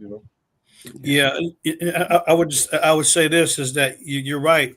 The challenge is that a lot of these areas are not tourist areas, so like the infrastructure is not there. I've had dozens of people say, "Hey, I want to go on your tour to Sudan." You know what I would always tell them? Have you read my report? Read my report, then we'll talk about it. Because when people don't have the as one guy calls it, the colonial facilities, they're uncomfortable. The Christian conference, they say. Like there was a long time ago when I first went to Ethiopia in 2010, one of the guys was telling me he had a group from the U.S. And he told them that when you get to the south, to the Omo Valley, you're going to have to bathe in the river. So everybody was clear on what he said, but they didn't process. So they got to the south. They were looking around. Where's the hotel? Where's the facility? I said, when you get down here, you're going to have to bathe in the river. They don't process it that way. I had a lady who was very unhappy with us this summer because we're in the remote areas. In the remote areas, guess what? They're remote. It's like camping. You got to use the bathroom. Okay, well, excuse me, driver, let's pull over, and that's it. And so she's upset. So somebody said, "You ain't been camping before, sister?" I understand, but guess what? It's a lot of bushes. You say you'll hold it to the next location, but guess what? The next location is like the one we left. It ain't no facility. There's no facility. So you can hold it, but there's no advantage to that. You said no advantage to that. No, it's no advantage because what you're thinking about, that is so far away. We won't get there anytime soon. The next couple of hours. So that's kind of what it is. And so it's not easy because people have to. It's amazing how just my 20, how long I've been leading tours, 20, almost 30 years, how people who seem solid, when they get in those environments, they break down. They're not as solid as you think. And it's like, well, wow, this person seems together in the States, but now they're breaking down because of the fact that we don't have the Western things that they're used to. And I'm serious. And so the thing is, I already know they'll complain. I already know they're going to get sick. So no, you can't go on my research tour because guess what? We're not stopping all of the time for all this little stuff that you need. No. We got to keep it moving because I'm used to this. I'm built for it, and I get through it. The conditions are not always great on a research tour, but I'm looking at the bigger picture that I got to go through this craziness in order to bring to the people what's needed. And sometimes it's too much. I told my buddy in Sudan a while back, I said, "Brother, are you kidding me?" I said, "I'm not paying for this. I will sleep in the truck rather than pay for this." Of course, the guy's nice because he's getting our money, but this is crazy. This is absolutely crazy. And I've been in all kind of situations, but it's like that. And so unless we can find the colonial structure and have it where we can find the locations for people to sleep, find the places where people can eat so they don't get sick, it's very difficult. And I already know that even when we have the colonial facilities, people still complain. They still struggle because it's like building up tolerance. It's building up an immunity. Now, look, anybody can get sick, but I would just say this. For me, I've been fortunate because these are areas where malaria is very prevalent. I haven't had malaria. I haven't had these things. It's because of three things. Number one, it's about preparation. Number two, it's about sound habits. And number three, it's just, good fortune. But every year somebody's got malaria. But guess what? Manu Ampim is not doing. Like I got a short sleeves. I'm not having a bunch of skin showing. I'm not wearing sandals. I'm not wearing shorts and have extra excess for the mosquitoes. So it's like, and sometimes, brothers, that becomes the dominant conversation for people, not what we were researching and found. And it's like, are you kidding me? I can understand some things, but how does that become the central and sometimes the sole discussion of what we experience during the day? So it's not always easy for the person in America to make the adjustment. They have to have the mindset first, and they have to have like, okay, before any field research, you need to just go on a tour with me, the colonial tour, and get used to it. Then after the colonial tour, let's see if you can really hang with the field work. I want to sleep in the village. Why? Because I'm going to learn more. Is it super remote? Yes. But guess what? I live in Oakland, California, and I'm more at risk here than I am in some of those areas. You look at the U.S. State Department, they say don't go. Ethiopia is all red. I don't go by the State Department. If they use the same criteria for America, people wouldn't come here because they'll shoot them up in a minute in Ohio, different places, in California. They'll shoot them up. And that's how it is. But because we kind of know where to go, where not to go, and different times not to go there, we're used to it. Those areas, I'm just fortunate enough that we have folks on the ground who understand the local situation. So we know where not to go because it just ain't happening. But then there could be conflict 30 kilometers away. I'm not concerned about it. We ain't over there. So at 30 kilometers is 30 kilometers. I'm not the target. Yeah. Anyway. I'm just reflecting on spending a week in the Sudan, and I know it doesn't compare to a whole month in Ethiopia, but to your point, some of the places that you go to, there are no roads to them. You're driving across desert, and all of a sudden, here's this structure, and there might be one or two people there, might be one person who has a key to unlock something, but you looking for a Hampton Inn, it ain't there. And we ain't made it over there yet. Yeah, I remember the last night that I spent in the Sudan with Dr. Rashidi, and I think he opted for the luxury tent because they had luxury tents. But then we had pup tents. We were at Meraway. There was no rest facilities. Right.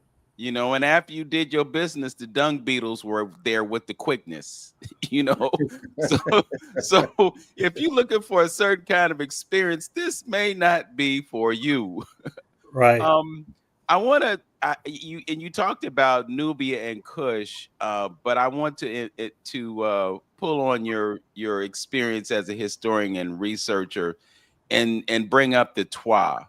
Because I'm understanding that the Twa were like the first people. Can you talk a little bit about the relationship between the Twa and those that came after that might have been in that area that we call Ethiopia, Kush, Nubia? Yeah. So I appreciate the question. So the small stature people, their name is Batwa. There's different names. People shorten it to be Twa. There's Ife, there's Imbuti. There's the San, there's the Koi. They're small stature, 4'8", 4'10", which gives them an advantage. So they're very mobile. The mobility is an advantage that they have. Plus, when you're smaller, you need less calories. Plus, you're able to dissipate heat. But these are the original Homo sapiens sapiens, and we find them today in areas that are remote because they're not aggressive. They've never fought any wars. And so they're in places like rainforests, they're in deserts, They're on hillsides, they're islands, places like that. So, but they represent not only the first human beings, but the first ones to teach us civilization, which is very important because they taught us how to live in complete harmony with the environment. They're the great ecologists, and their law is do unto nature as you would have nature do unto you. So they live a egalitarian lifestyle. There's no hierarchy. There's no chiefs. There's nothing like that. Everybody's at the same level, and they're hunter gatherers.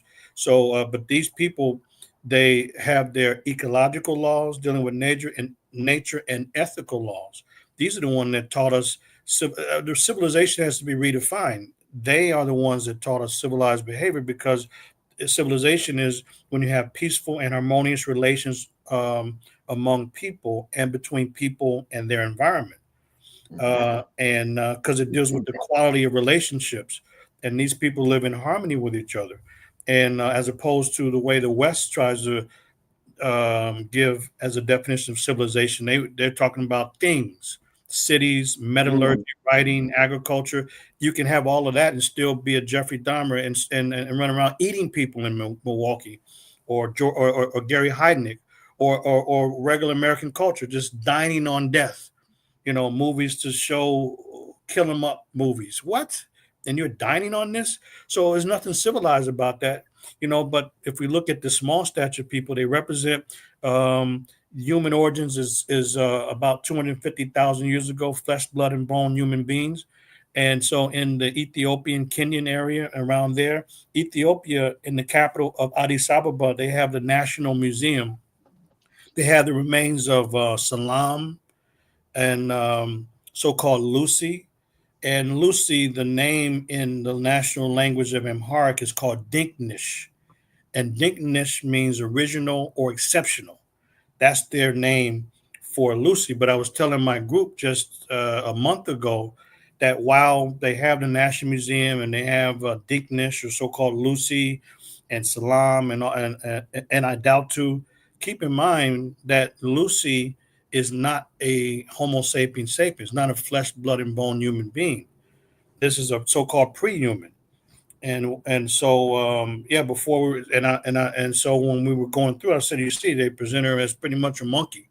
So, but you have those types there. But when we deal with Homo sapiens sapiens, flesh, blood, and bone human beings that are anatomically human, 250,000 years ago, these are the small stature people. They're the ones that provided the model, the guide, the paradigm of the harmonious human relationships. So that's the beginning of civilization. And in the same East African region, that's where Kush later developed into a high level civilization, or what I might call advanced civilization.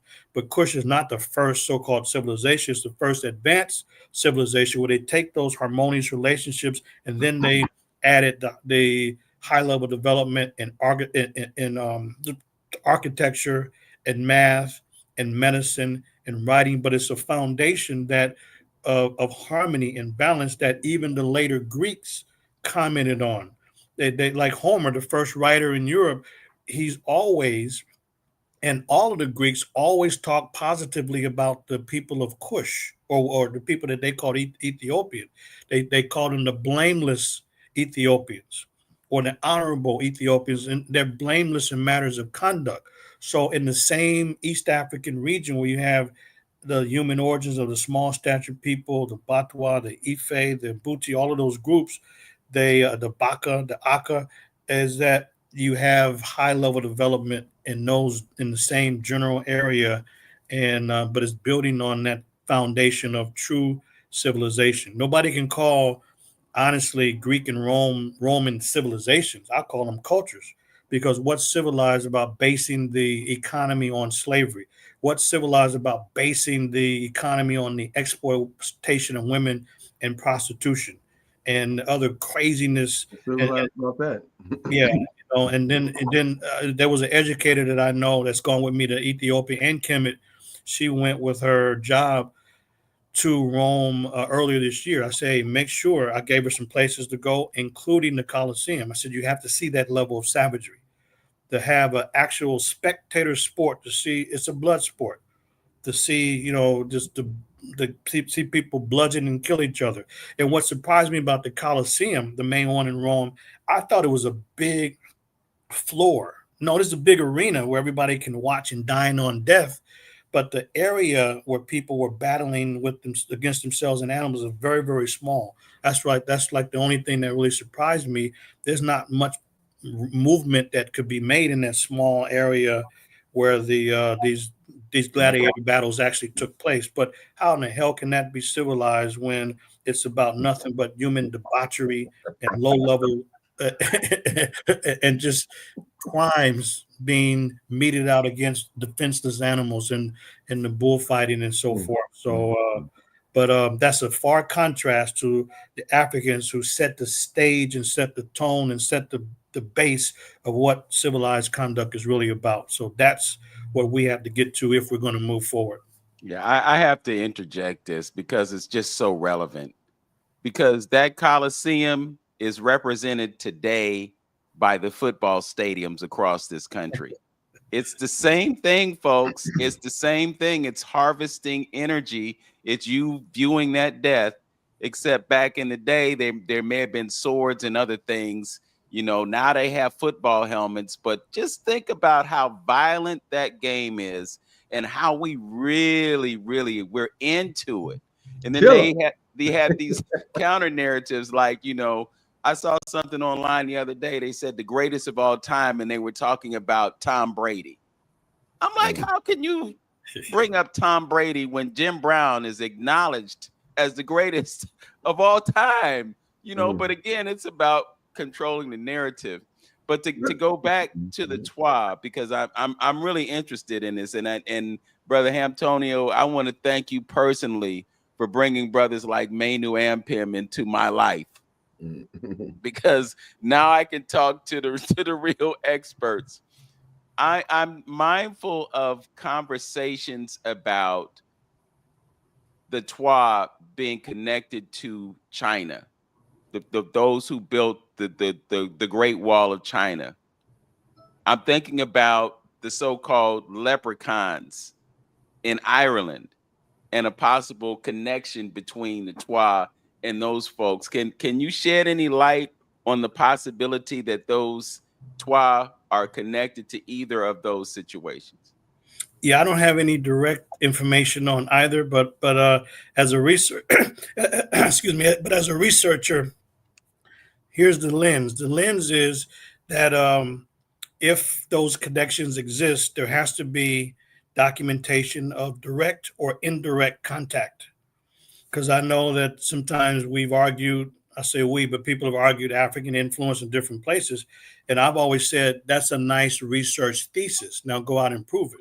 Because I remember back around 90, it was in the 90s. I remember I was at a mainstream conference on Egypt in Toronto, Canada, and somebody had presented. A matter of fact, out of the entire conference, I might have been one of maybe 3 Black folks there. So I was just there to learn and get what the oppositional scholars had to say. But during lunchtime, somebody had presented that there were pyramids, Egyptian pyramids in the South Pacific. This was around the early 90s. I was excited by that. So you know who I called? I called the late great Ivan Van Sertima and told him this. His response was, "Hold up, wait up. If that has any validity, it has to be not just pyramids in isolation," but he said, like with his book, They Came Before Columbus, there has to be a whole list of connected areas and items if that kind of contact was real. And he mentioned his work dealing with the Olmec. He mentioned the pyramids. He mentioned the Meta Nature writing. He mentioned the ceremonies and ritual. He went down a whole list. And you know what I said? Damn, he's right. so I couldn't just embrace that the way it was presented. Why are these Egyptian pyramids in the Pacific? What else is there? When was the contact? And it can't just be contact in one area and that's the end of it. So that's how, since that time, I've looked at it that way, as I was in the field learning and taking what I had gained in the class and now applying it. So if that is the case with leprechauns and the small stature people, but any group can have, small stature people, those things happen genetically. But if we want to show a connection between those small stature people in Ireland and let's say the those in East Africa, then when was the contact? And so we have to give those kind of details, because Mhm. if not, we're not looking at it as a scientist would. So like some people argue, well, I can mention many things, but they're not looking at, there has to be either direct or indirect contact for these connections to be made, and not only argue that, well, we were doing it first, so therefore they got it from us. Culture does not spread through the wind. Culture does not spread through osmosis, spread through actual practices where Mhm. one group influences another. So that's what I would say to Mhm. that question. We have to look at when was the contact made and how was their particular influence, and not only say one is older than the other, because sometimes groups will develop practices that have nothing to do with anybody else. For example, everybody around the world is going to have some kind of fighting style. There's always human conduct, so somebody's going to be fighting. Period. Mhm. Somebody's going to learn how to farm. Somebody, no matter what the level of culture, is going to look up and say, we see the same body every so many cycles. They can see the moon, they can see the stars. So they don't always have to be influenced. Not to say that there's not an influence on things, but that's what whoever's promoting that has to show as some kind of direct human contact before I or any real researcher would take it seriously. Right. Let me clear something up. Just going back a little bit, because when you're talking research and you talk about digs and discovering things, and then when you talked about Lucy and things like that.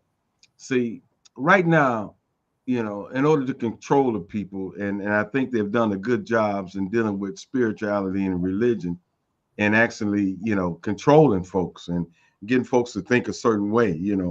And a lot of African Americans in this country, rely a lot on the Bible and the Holy Bible. There's a lot of stuff going on the internet right now talking about the Ethiopian Bible and how many books is in the Ethiopian Bible, being the oldest Bible in the world, and things of that nature. A lot of our so-called local scholars don't even really get that, and understanding what's going on. But I wanted to clear, or at least get your take on, when we talk about these discoveries and we put dates on them, and like you were just talking 200 something years, 200,000 some years, and things of that nature. And then when we talk biblically, well, some folks only want to go back 6,000 years and talk about the creation of man and things of that nature.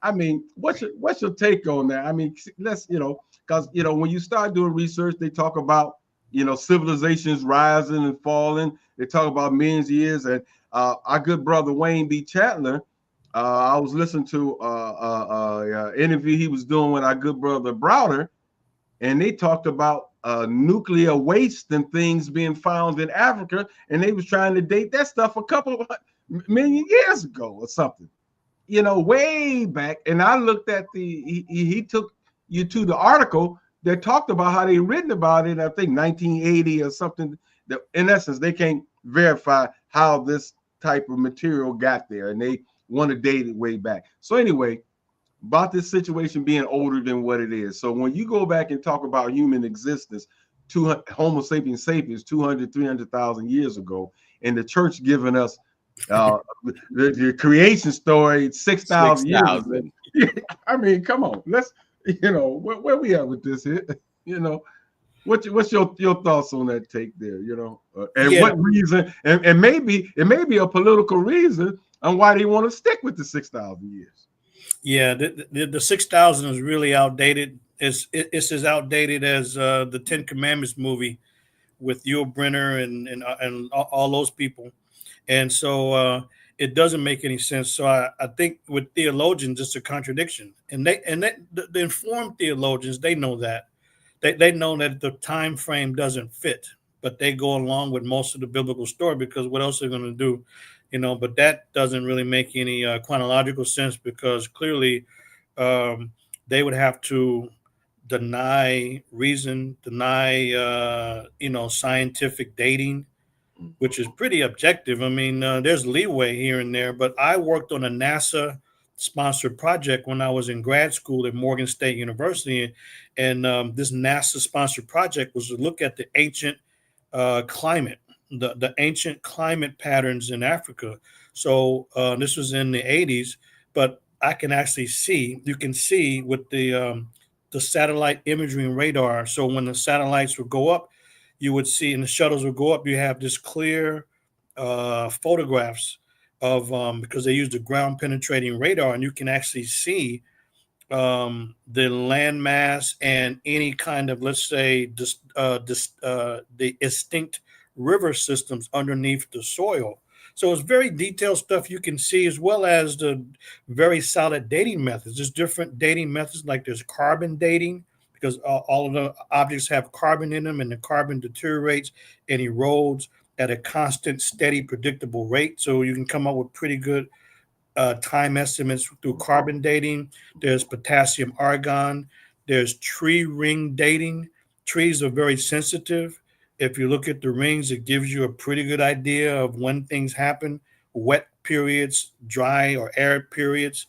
And so there's also dating from botanical material, plant remains. So there's different methods, and you can cross date and see if they match up from one method or another. And all this is much older than 6,000 years ago. So the biblical people are, their time frames are not consistent with what we know and can verify in terms of humans, Homo sapiens sapiens being on the planet. And there's a couple of magazines that are really interesting. One is called Biblical Archaeology, where you have the researchers with biblical archaeology, and there's another one called Biblical Archaeology, and another one is Biblical Archaeological Review. I think that's the other name. And they do pretty much the same thing. They take the biblical stories as they're written and then try to take the information, see if they can verify the story in any of the archaeological or physical evidence. But I think that is very difficult for them. But the Ethiopian Bible it's got 88 books, so it's a couple dozen more books than the King James version. But what I like about the Ethiopian Bible is that the priests, the spiritual leaders, they still use Ge'ez. They don't use the national language of Amharic, because those books are written in Ge'ez. Ge'ez is a foundation language for Amharic, and now, so that's always been the language in the church. And Ge'ez opens up a whole nother window about the history. But I think there's enough evidence where the 6,000-year barrier, that's pretty hard for any reasonable person to say that they still hang their hat on that, when there's so many different areas and angles that we can look to see that humans have been around long before that, including in the Western Hemisphere. And the evidence is pretty definitive. I mean, it's like from different angles, like the oldest like I said, the oldest remains that we can say is at least 250,000, maybe 300,000. But this is genetic evidence. How is that just dismissed in order to fit into a biblical time frame? You can't. And that's why it's very difficult for a lot of the theologians. If they're serious, they have to do away with that time frame. But who knows what some of them are willing to do and what they're not willing to do. I know, talking to some of them off the record, they seem to be a little bit more open-minded than some of their followers. So I need to ask this question because, again, I'm inundated with information about history and civilization and so forth. And one of the things that I've been exposed to is this idea of Pangea. When I was a student at Kent State back in the 70s, there was someone who came there. His name was Chief Fela Sawandi. He was a Yoruba chief. And he talked about the root races, the Atlantean root race, the Lemurian root race, and so forth. And I think it was connected to this concept of Pangea and how the continents kind of fit together, and then something happened and caused them to be separated. And then we have this idea of African-like people around the planet. You know, we had the Olmec, we had the Mayans, we had the Incas, we had the Aztecs, and all of that. Some say, well, they were Africans who migrated to different parts of the world. Some say, and I saw something from Oba Tashaka about twin linealism, which is something completely new to me. But I was just wondering, from your perspective, about this African presence around the globe, and whether or not these people were African or whether they were just exemplifying or manifesting certain aspects of Africanism, if that can be used as a term, but they weren't necessarily authentically African. Well, what we could definitively say with the evidence now, there's only one humanity that goes back to East Africa at least 250,000 years ago. So there's only one Homo sapiens sapien that goes back to that time period in East Africa.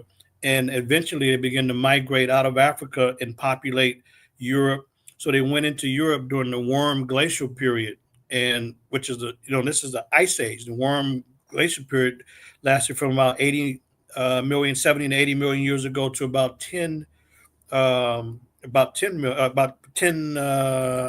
or so.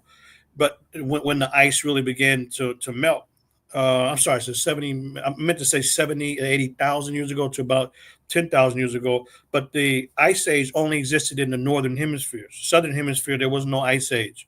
There's a tremendous weather difference there. So why Africans migrated into Europe, it would only have been for two reasons.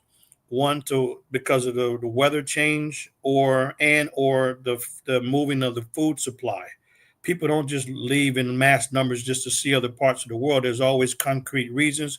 We call them push and pull factors.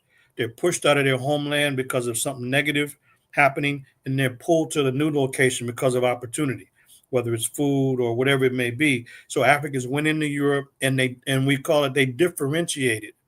They mutated into the European type, which took place over a long period of time. And we know that these were dark-skinned Africans that migrated into Europe because in Southern Europe, around Italy, for example, there's a high number of the human remains where the people had rickets. Rickets is the curvature of the bones.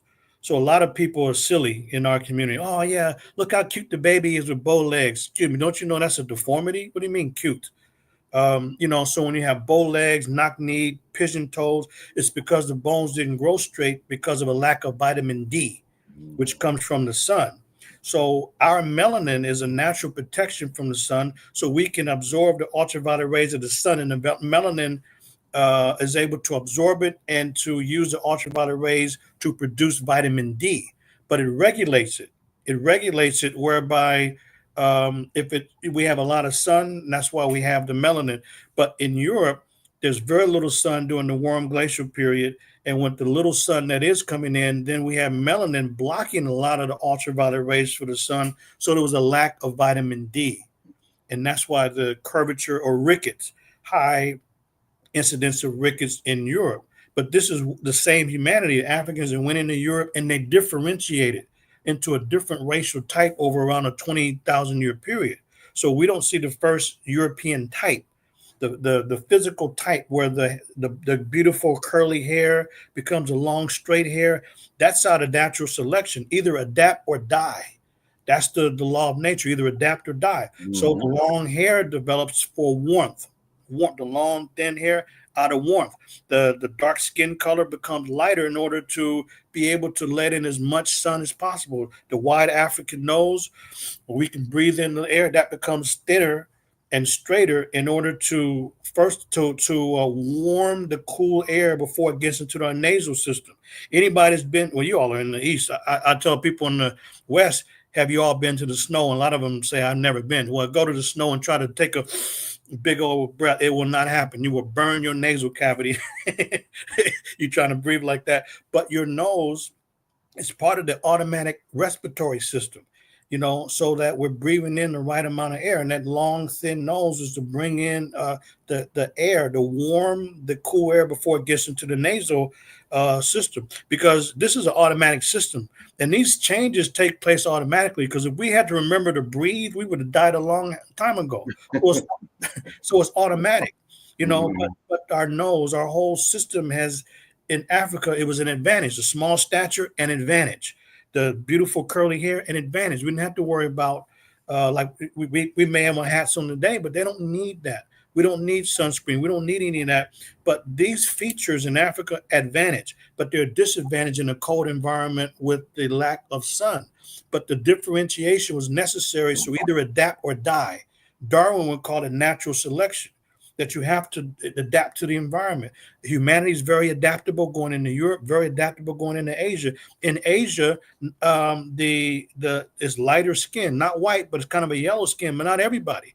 In the Philippines, in Indonesia, in a lot of these places, the people are just as Africoid and black with their skin color, their hair type, their whole physiognomy exactly the same as when they were in Africa, meaning that it's the same environment. The same environment where it didn't change very much. And a lot of people think that, the epicantic fold of the eye or the slanted eye is an Asian characteristic. Yeah, it may be an Asian characteristic, but it's a fundamental characteristic of those in Southern Africa as well. Anybody ever saw and you ever look closely at Nelson Mandela, for example, he has the epicantic fold of the eye. A lot of the Bantu are not very dark. They're, maybe a brownish color or something like that, because in South Africa, it does not get hot. It doesn't get hot now and doesn't get hot then because of its extreme location on the southern end of the continent. Like in Addis Ababa, I was just there. It does not get hot in Addis. Why? Because of the elevation. So elevation and location matters. When I first took my first class at Morgan State University, I didn't know. I was young. I didn't know. I thought Africa was, quote unquote, always hot.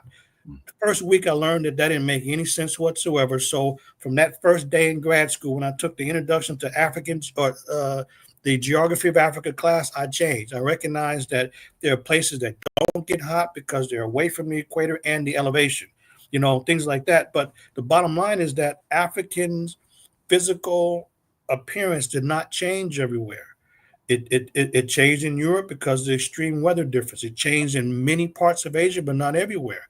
But Asians still have the dark hair, but it grows long because it's cooler. They developed the epicantic fold of the eye because of the wind. If anybody goes outside right now, and if there's a gust of wind, we're going to naturally squint. And nature and nature helps us out.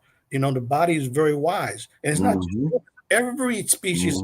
Look at the Venus flytrap. Here you have. Look at the wisdom of plants in South Africa, South America. You have a plant species because there's no nutrients in the soil. Can you imagine? The plant develops and is able to have nectar inside and to attract flies and insects. And when the insect goes in, it triggers this Venus flytrap to not. Now the plant is not chewing. The plant is not chewing on the insect, but the plant closes, captures the insect dies, and the insect, as it dissolves, the plant is using it for nutrients. Now, how wise is that with the Venus flytrap? Matter of fact, I had a student bring a small Venus flytrap into class, and so the flower was like this. So what we did was we took a pencil, right? We took a pencil and then it closed. I said, that's how it works. So when the insect goes in there, that's the end of him or her. And again, the plant's not chewing on it, but the plant will use a substance from the decaying body of the insect in order to survive. That is wise because the nutrients don't come from the soil. So if plants can adapt, we know animals adapt, human beings adapted. And so the differentiation took place as we migrated to different places because of the changing weather environment. And if the food supply leaves, the people are going to follow the food supply. So we have that, and we have the changing weather patterns, and that's how we have Africans migrating and differentiating and become different racial types in different parts of the world. And that's what is the definitive evidence now that has now been demonstrated since the 1980s and since the 1990s, just 3 decades ago. There is no more debate. There used to be a debate between the monogenetic theory of human origins, meaning there's one source for humanity, the monogenetic, versus the polygenetic. The polygenetic theory never had any evidence. This theory was that, well, no, there must be a separate species of humans born in Africa, a separate species born in Asia, simultaneously, in order to say we're superior in Europe because we have a separate origin. Actually, you don't. You don't have a separate origin. You come from Africans, And so the polygenetic theory is so bankrupt, no evidence whatsoever that somebody, probably Charles Dawson, but somebody in 1912 created arguably the greatest scientific hoax in the history of humanity, the Piltdown Man. Here they had a human skull and the jaw of a human skull, jaw of an orangutan with teeth of a chimpanzee. Somebody put this monstrosity together, treated it with chemicals and buried it, and then quote found it in 1912. And so you look at all of the so-called scientific literature and all of the presentations by anthropologists and others, they argue that the Piltdown Man was the missing link between early pre-humans and modern Europeans to try to indicate a separate origin for Europeans. And now we know as of 1953 that the Piltdown Man was a great hoax that fooled the world for more than 40 years because they did not want to have to admit the obvious that no, it comes from African mama and daddy. And there's only one humanity. Nature is very efficient. Nature creates a species once and not a species, same species in different parts of the world. This is just old propaganda. The polygenetic theory is bankrupt, but there's one humanity, and it originates in Africa. That is just totally amazing right there. And like I was saying before, I think maybe before you come on, how could you trust the man? He done showed you history for 1,000 years that he's not trustworthy, and it's important for him to keep with the lie. So he's gonna like 47 here. He's gonna massage these labor statistical numbers that work for him. He's gonna lie, and that's what they've been doing. That's the history of it. They've been doing to keep that supremacy move, that control move. We should know this by now. But I just want to say one thing, and I'm gonna leave it alone. But it's about it's gonna hurt a few of our Greek brothers and sisters, and our Mason brothers. That how we, you talked about some of these physical attributes of our physicality and the melanin and being the original and some of the things that we have done to bring civilization to the world or what have you. But yet still in our psychic and in our consciousness, we would rather call ourselves Greeks, and brand ourselves with with things and give homage to this thing, you know what I mean? And because of our lack of history, man, it just messes with my head that because we don't go no further than that, and we go on by what somebody has told us, shown us, and they seem like they have bought into people like Hawass and folks like that caricature and just misinformation that they have put out there, and we taking this stuff and running, and rather call ourselves Greeks than Africans.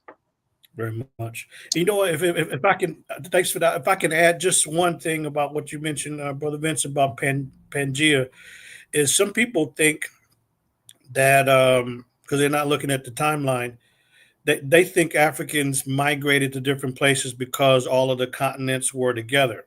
No, that's not when Africans. Pangea, these different continents, they split up tens of millions of years ago. There's nobody that, even those that argue, I don't agree with them, but even those that argue that we have an ape-like ancestor that goes back a few million years, that's still tens of millions of years after the continents broke up. So we didn't spread just because migrate because the continents were together. It's first of all, many, like in the South Pacific, when I learned this like 20-something years ago, 25 years, 30 years ago, it's amazing. There's something called the Sundra Shelf. So the South Pacific Islands, all these different islands, they were not islands long ago. They're actually connected land. They look like islands, and they are islands now because when the ice age in the northern hemisphere, when the ice melted, then all of the water oceans, they rose. So what we see now are the higher elevated lands. Mm-hmm. The ones that are lower elevated, they're underneath the ocean, and you can see that with nice aerial photography. It's not even theory, you can see it. and to see that kind of aerial photography where you can see the land right underneath the, the ocean, Indian Ocean, for example, is pretty amazing. So in some cases, the people were able to migrate by walking. That's how they got to Australia, for example. Left so that they leave Africa, they travel, and they go into places like India and go south into Australia. These lands were connected.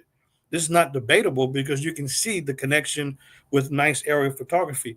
So they migrated in that way. Again, they're migrating over thousands of years because of necessity, changes in weather or changes in the available food supply. And then the other way in which the people travel, like the oldest documented archaeological site in the Western Hemisphere, is in Pedra Ferrada, Brazil.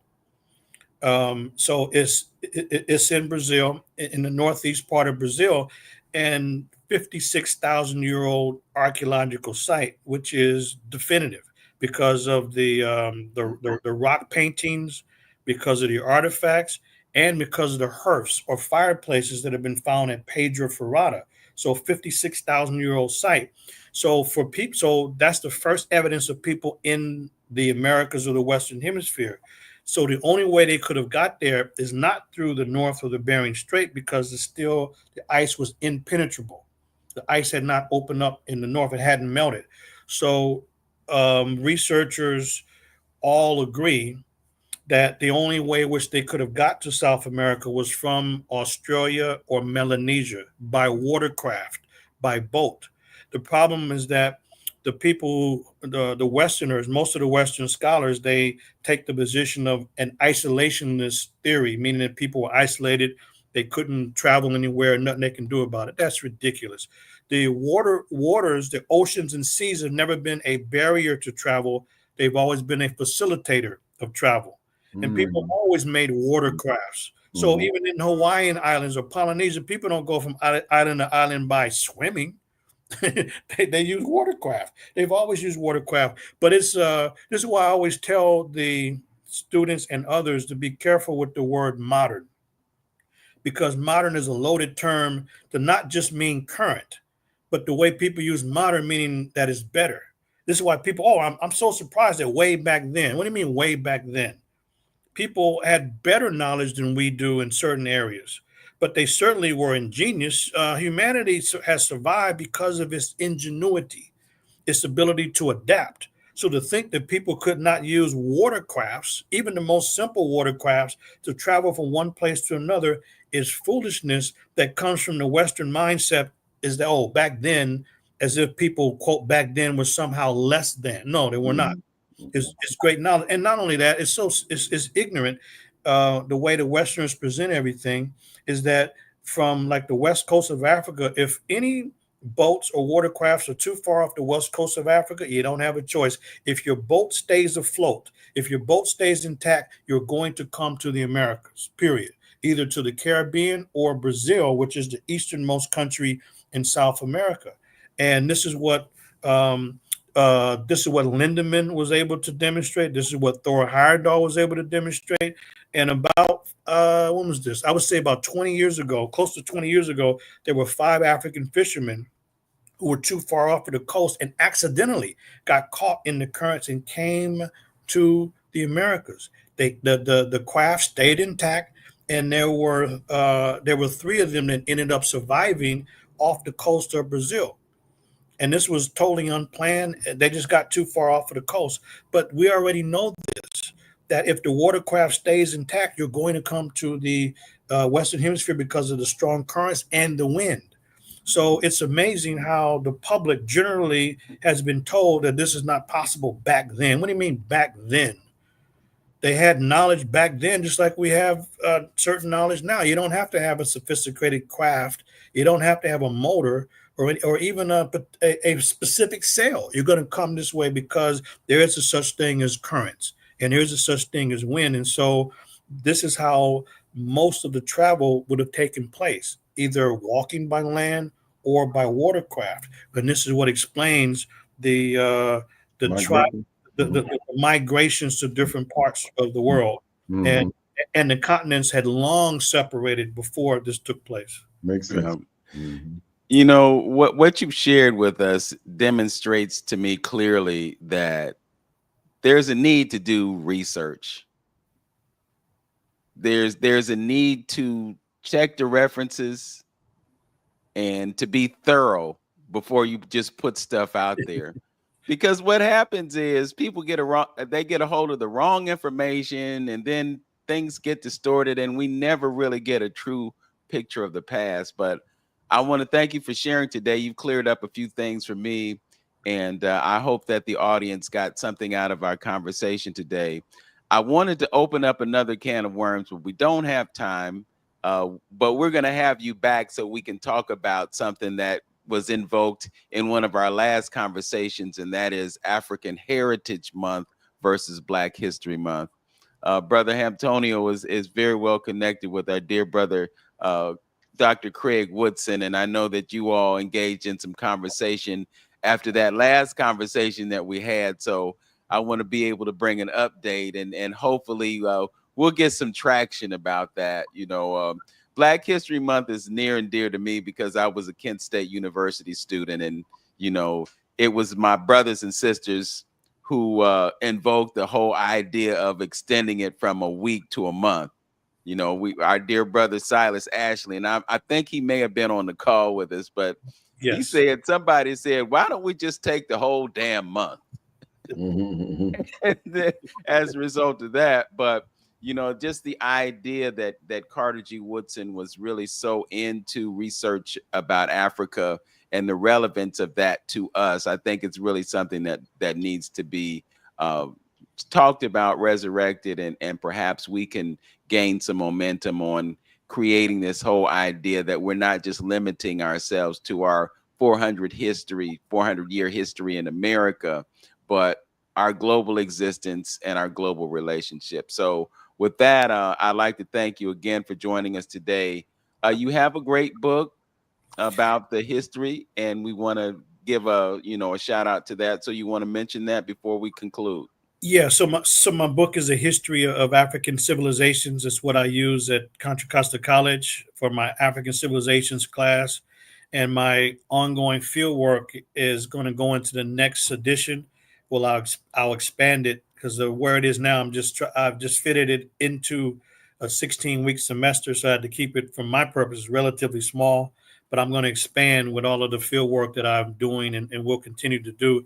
So I would, invite people to help support the work. Our film project is a Cushite Groups in Gambella. It's a huge project, and we need the support. So I have a GoFundMe campaign that people can, they can see. Just go to Manu Ampim, my Facebook, as well as my YouTube channel, Professor Manu Ampim, and you can see what we're doing with the film project and our GoFundMe campaign.